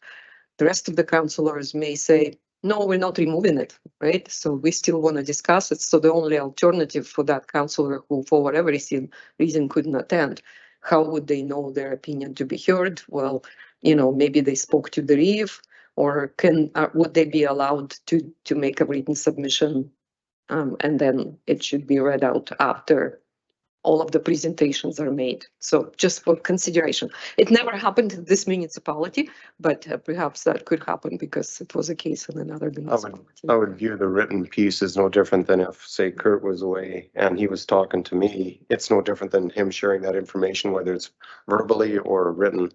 Personally, I prefer the written because then I might have less chance of messing up the message afterwards. Yeah, exactly. It would be better that way. Okay, carry on, Carol. Okay, the last one is voting on motions. That's on page 33 of the bylaw. So we've just included this additional statement. In the event of a vote being entered in error by electronic or computerized voting means the member shall advise the REEF of the error immediately before the result of the vote is declared. So I guess my other clarification on that, what happens, what does the REEF decide then if that correction will be accepted or not? It's happened in situations where with our system, once you hit yes or no, that's it. You don't have an option. Yeah, there's no timing on it. Or the old system used to be you had a chance until the light went out. It doesn't happen very often, but I mean, it's something we probably should address in that situation. Exactly, it's so fast. It shouldn't display until all votes are. It shows. Yes, so. And we did talk about that in the communication or the other committee. CIA committee, yeah. About having that displayed so it doesn't just flash and disappear. I think they're still working on that, but in the interim, do we deal with that through the procedural bylaw? How you want to address that? To be able to allow a councillor to change their vote before you declare the results? Is there a way? Because I have made that mistake on one, and I lived with that mistake, but, is there a way of even having it within the thing so that you see what your vote is, and then you can ask the question, is everybody happy with their vote? And then you call the final question. I don't know. I think if you made Or a confirm the vote. I think if you made an error, then you would jump up and down. Yeah. Because I hit it and I said, whoops, and then it was gone. It's like, Would be nice. We can recommend that to the developer. And then he could submit his. Are you sure? Are you sure you want to submit? yeah. Go ahead, Julia. I would strongly advise about, especially writing into it or giving the ability to change your vote. Like mistakes will happen. You just have to live with it. And, the worst case scenario, if there's some touchy subject, there's other ways how you can recall that motion, right? And yeah. Yeah, we can go to reconsider the motion. Reconsider the But then motion. you're revoting on it, so, Yeah. we can, it was here for discussion, so we can pull it out and do it at that avenue for sure. Councillor Peterson. So myself, I've done it twice. And the once was just moving my clicker over there and it was gone. I did the wrong one, fortunately for me, neither one of them were consequential. Didn't really matter a lot, but someday it could. And, and of course, both times I knew it within a couple milliseconds that I'd made an error. But I think there should be some way of being able to correct that. And I do think too, that if we, I don't know, but that's my opinion. Okay, so currently in the event, what's council's wishes with regards to this? We have some saying, well, I haven't really heard some say we live with it, but other than administration, go ahead, Councillor Roosevelt. Thank you, Mr. Chair. Unfortunately, because it comes up on the screen so fast, like our screens, like it only shows those that have already voted, but that can also potentially sway something. Because you can say, oh, wait, I don't agree, and change your vote just to flow with the rest of them. And that would be very concerning. So at this point, I would say almost it's like, pay attention to what you're doing. Or vote by hand, yeah. Sometimes that might be quicker. It would be a lot quicker a lot of times. But I'd be just concerned that it could cause a lot of concerns in other areas if we did that. Hand voting would be the same thing as what you're talking about, Councillor Roosevelt, because then you wait and see, oh, okay. So, I mean, that was one of the reasons we went to this system versus even the other system was the fact that, yeah, it wasn't, you couldn't see the vote until after you voted. So you didn't know how it was happening.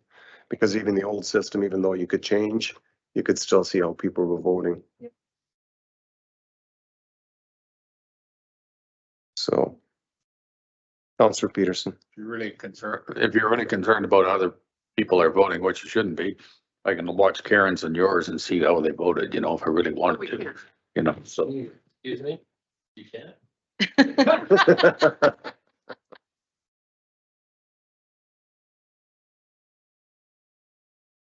Yeah.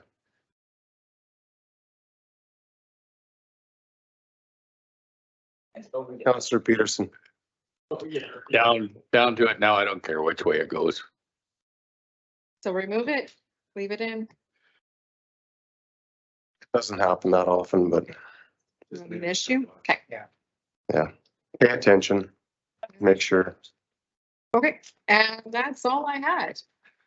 Okay, Councillor Roosevelt. Thank you, Mr. Chair. Again, I will move option 1 with the exception that quorum, the quorum one that you talked about that for special council meetings.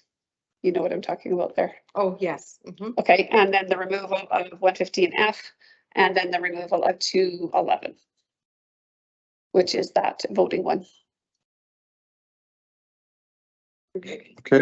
You're changing, you want to take it? Well, I'm just doing what's recommended for. Oh, yeah. Except one I don't like. Yeah. Before it's shown. So the other two were recommended by them.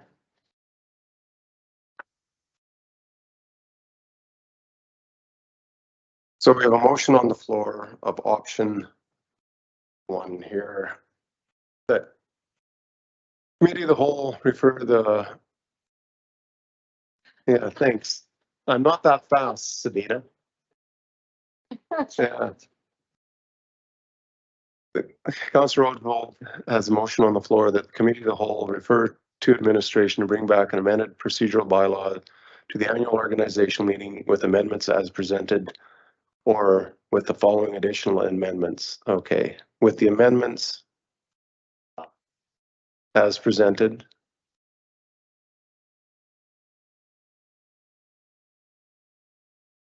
Okay, with amendments and with the following additional recommendations.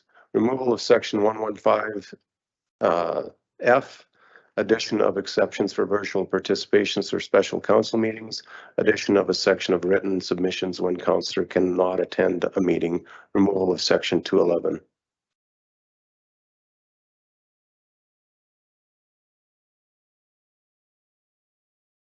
Okay, 115 is the F, is the 3 meetings. Changing that or leaving it stick? No, changing it, removing it. The recommendation is to remove it. And then addition of for virtual, that's the special meetings where we can have a virtual complement. It doesn't have to have quorum at the thing. And then addition of a section for written submissions when a councillor cannot attend a meeting. Which one was that one?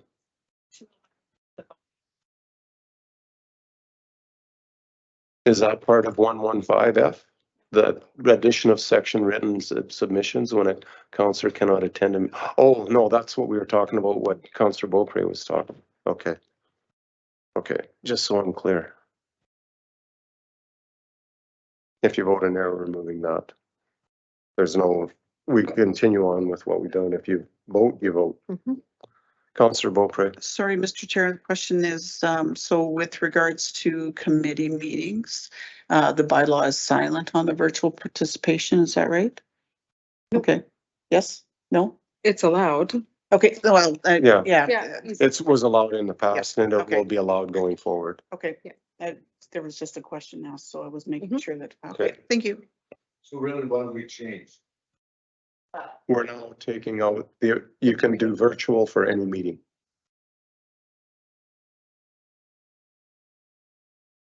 No, But you still can't be on holidays. You still cannot be on holidays. For a regular, just for a regular meeting.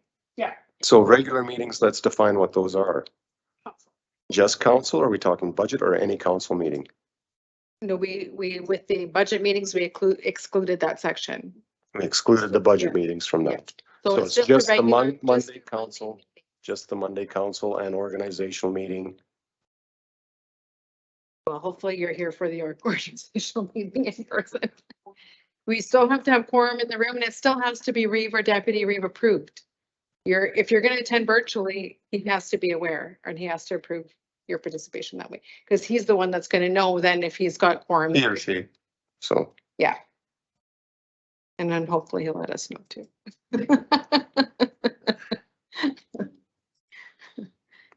Okay, You're just removing the restriction of 3 regular But council it still meetings. needs approval.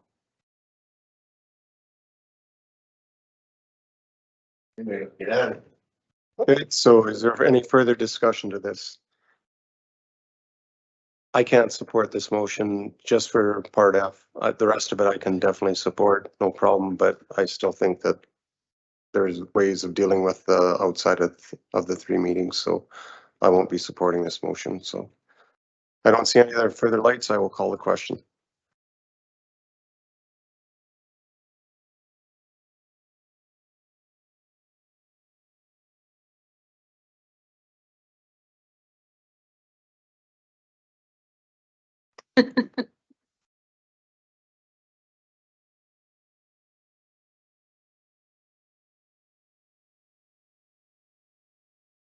That motion is lost, or hold it, we're missing Bob. Too late for us. You're the It still doesn't matter, even if you vote for it, it's still lost.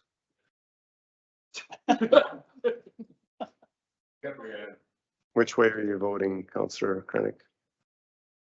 So it's a 4-4, that motion is lost. So.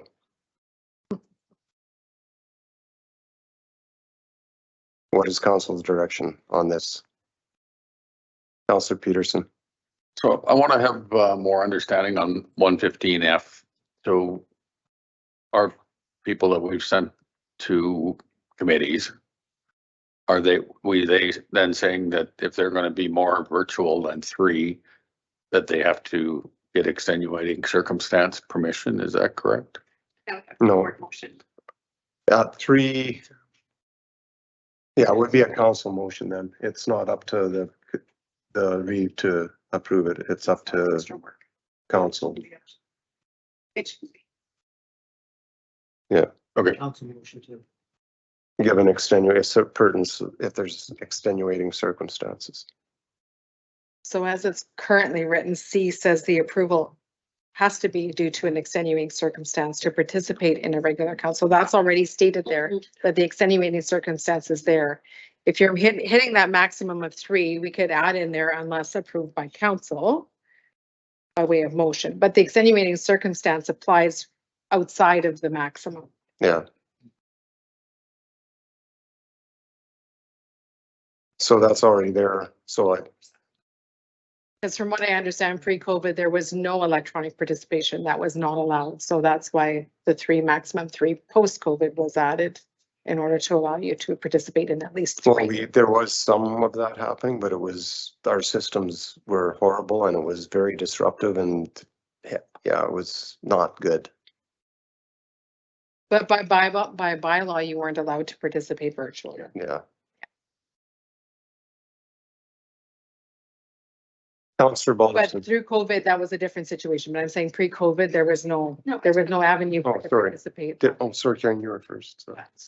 Go ahead. Where does it actually say in here extenuating circumstances? Because I do not see that anywhere in that. 115C.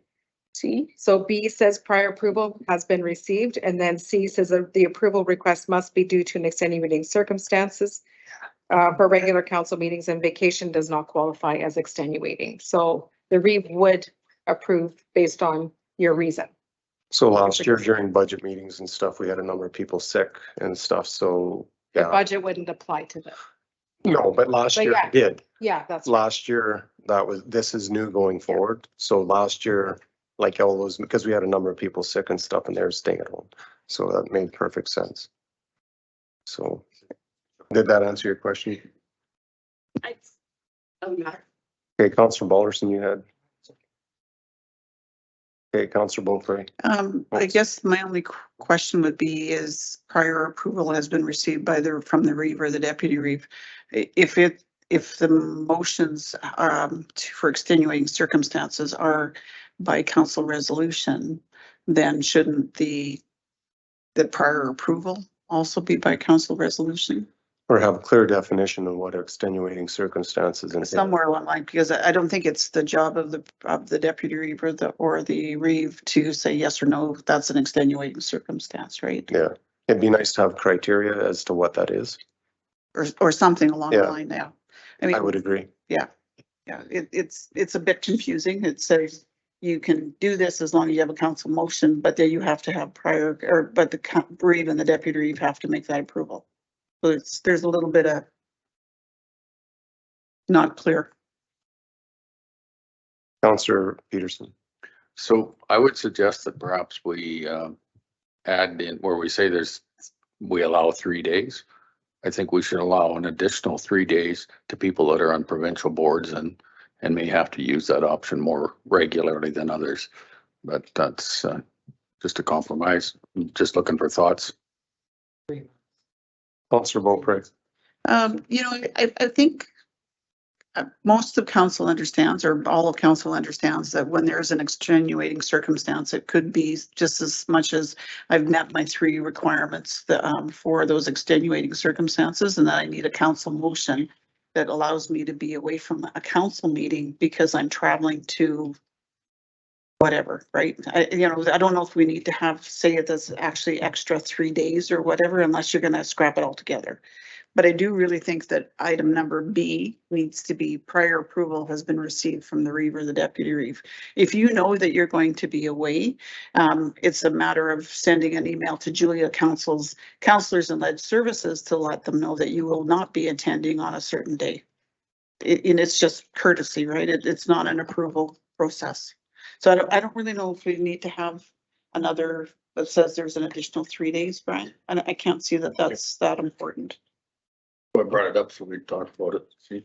Councillor Oswald. So my question is then, so if, like, at this point, I'm not exactly sure how many days I've missed, how many days I've participated, who's keeping track for me so that they can let me know that I need to get that prior approval. I don't think you've missed any. this year. Yes, I have. I have For virtually, I have been virtual a couple of times, yes. The headache, yeah. I've had Remember 2 that. headaches, and that one, I'll guarantee I can't get pre-approval for. If I'm waking up with a migraine, there's no opportunity to get pre-approval for extenuating circumstances. Well, yeah, there is. You just phone and let the person know. Council pre-approval. Not council pre-approval.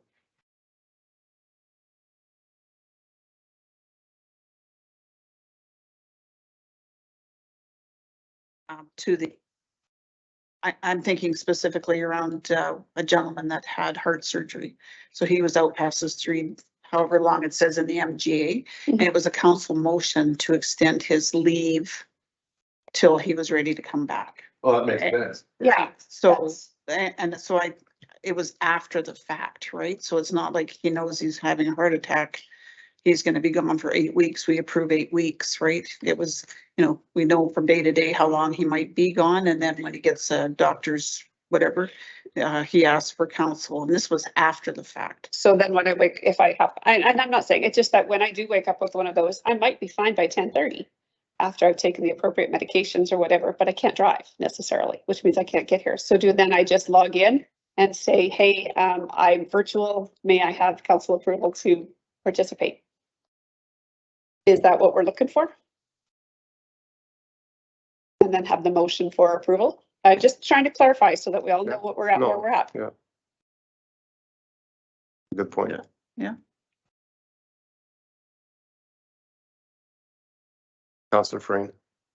Thanks, Mr. Chair. So, and just for clarification, we're specifically talking about having 3 council meetings that you can attend virtually and participate. You could still not attend a council meeting and just not attend. That's right. Right? So like, that's where we're kind of, sometimes it sort of feels like we're making these choices, but like if you are sick and you can participate, okay, but maybe there's days where maybe you shouldn't be participating. So like, I don't know. I mean, I feel like out of how many do we do? 2 a month, 24, we're talking about missing, you're getting 3 virtual, like we're getting to be a lot, right? And it is nice to know that one of the things that's nice is when we're having people here, we need people here to make our quorum. So if we're starting to struggle with getting people here, then that would be my concern. So I mean, I guess I feel like we're in this weeds with this number 3 where we're not saying you have to, you can take more days. That's okay. You just don't participate virtually more than that. So like, those are decisions we're all as adults, we need to make those decisions to say like, is this an important day for me to attend or not? That's So based on the conversation, I mean, you could notify instead of approval, remove the extenuating circumstance, restrict it that vacation isn't allowed. And then if you exceed the maximum 3, you need council motion to do that. And you do it the morning of. I don't see that. If you do it like Carol said, it doesn't matter. You don't have to get pre-approval. You don't have to talk to the Reeve, which is what Leanne had brought up. And quite frankly, as sitting in this position as Reeve, it makes it kind of awkward. Okay, do I approve it or not? Like, does that fall under that? It makes it very awkward sitting in this position to make that call, unless there's clear criteria that I have to follow or this position has to follow. So if we just say 3, then it's up to the individual to manage their time themselves. And if it needs to be outside of that, then they get a council motion.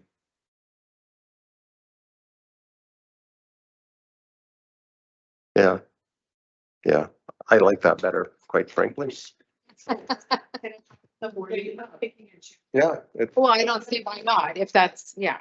if you notify the. Insurance, yeah, 100%. So I think what Councillor Oswald is asking though is outside of the three, right? Yeah. So if it's outside of the three, then can she ask that morning if she has a situation or whoever it is Yeah. has a situation, can they ask at the morning. beginning of the council meeting? Can deal And with I'm that. seeing head shake and I don't see a problem with that. I'm seeing head shake all around the table, so.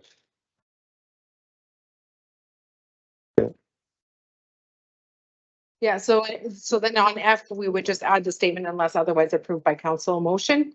Yeah, and if we change B to say notify, you have to notify the reeve of your absence or. Yeah, that you your just have to participation notify. Virtually, Yeah, and then remove the extenuating circumstances and then still restrict the vacation for a regular meeting. yeah.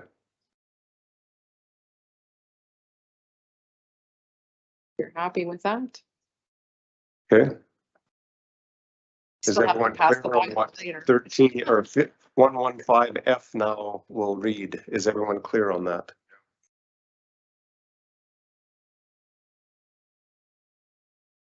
No, we just reword it. Yeah, just reword it. You're good.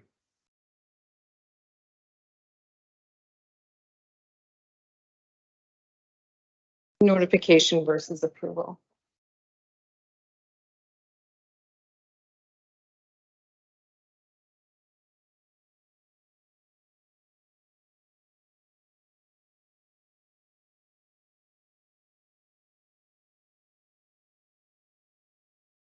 Okay.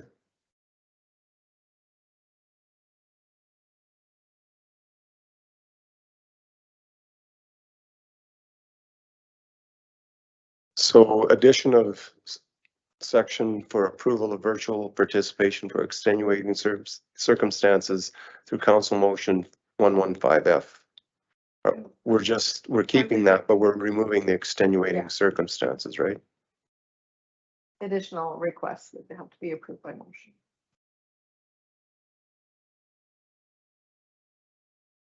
In excess of 3 days, yeah. Approval of virtual participation in excess of 3 days be through council motion.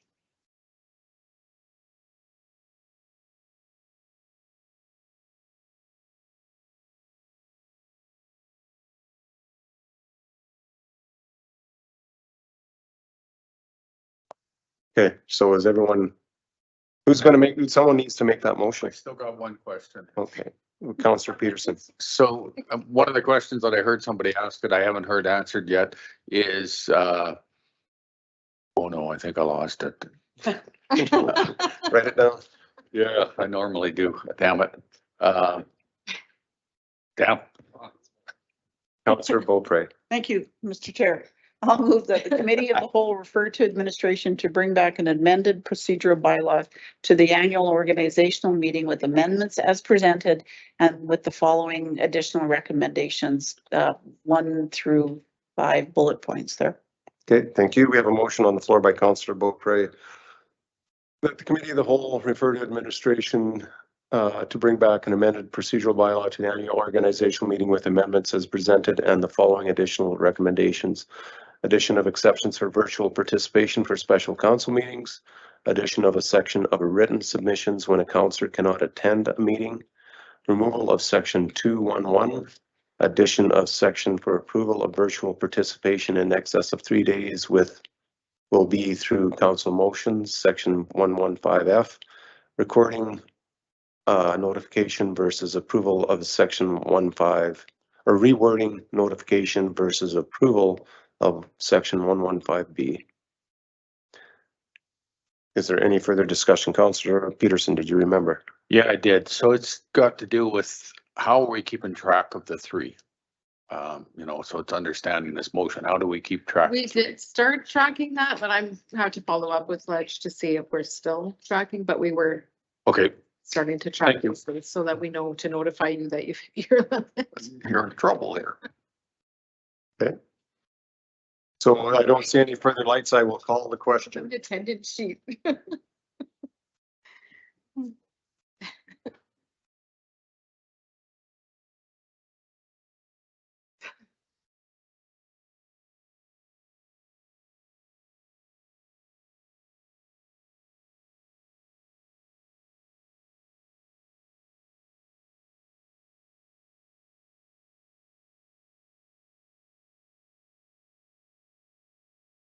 find his voting screen.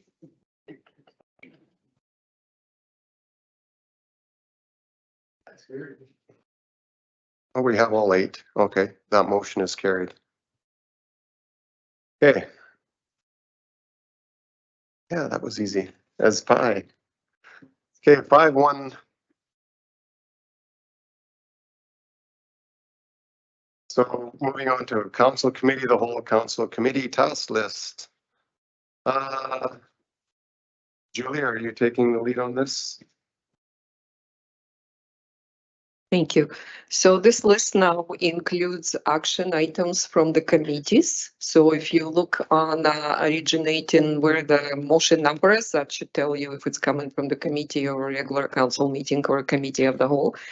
So yes, we have quite a few committees now. This one, I think it's a quarterly review one. So would the council, would you like to go one by one? No. No?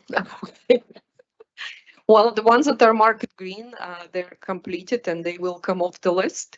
And the ones that came from the last meeting, that were added from the last meeting or most recent committees, looks like not everybody was able to complete the paperwork, but will be for the next month to change the status. So if you have questions about any specific ones, we're here to answer.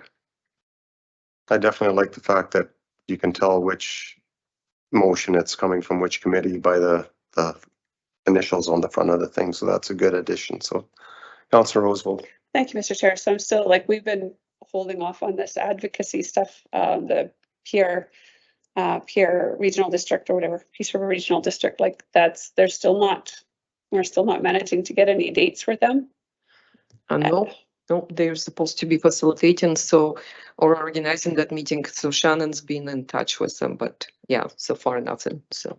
Okay, and we're still waiting on the 80-kilometer one. On which one? Sorry. This is 80-kilometer an hour road with paved roads, I think. Yeah, 80 kilometers on paved road. General Manager. Still waiting for that one. You just asked me that last time. I know, and I'm gonna ask again until we get an answer for it. And it's written there.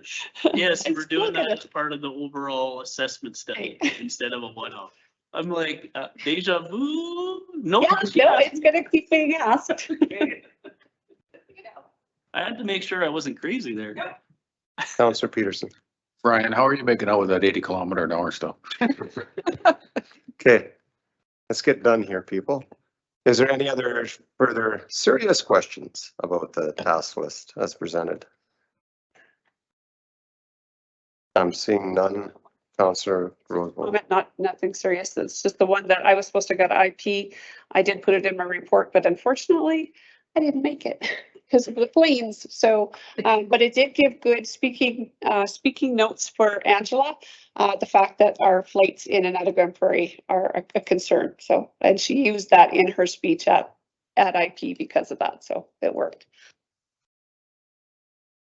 Okay, so I'm not seeing any further lights come on. So is there anything else, Julia, that you'd like to add to the task list? Okay, moving on to 6.1 topics for next agenda. Is there any additions to the items that have been listed here? Go ahead, Julia. Yeah, thank you. There will be additional items. It's just giving council opportunity to bring additional topics. So I'm sure by the time we get to October 19th, there will be additional items on that agenda. Thank you. Councillor Beaupre. Sorry, just a question, as I wasn't here for the last council meeting, that item number CM 20230911.024, which is the council authorized the deputy reeve and or one member of council or designate to go to the Friends of Education in Peace River. Is the deputy reeve or yourself going? Peter is going?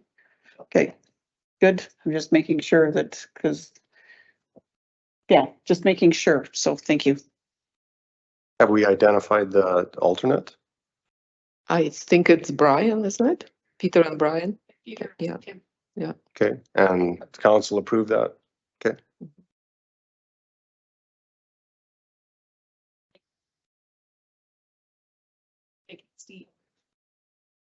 Okay, Councillor Krennic. Yeah, and I'd just like to thank Leanne for being so gracious as to accept the Community Futures position. Congratulations. Congratulations. Okay. So I don't see any further information there. We've done a closed session. We are adjourned.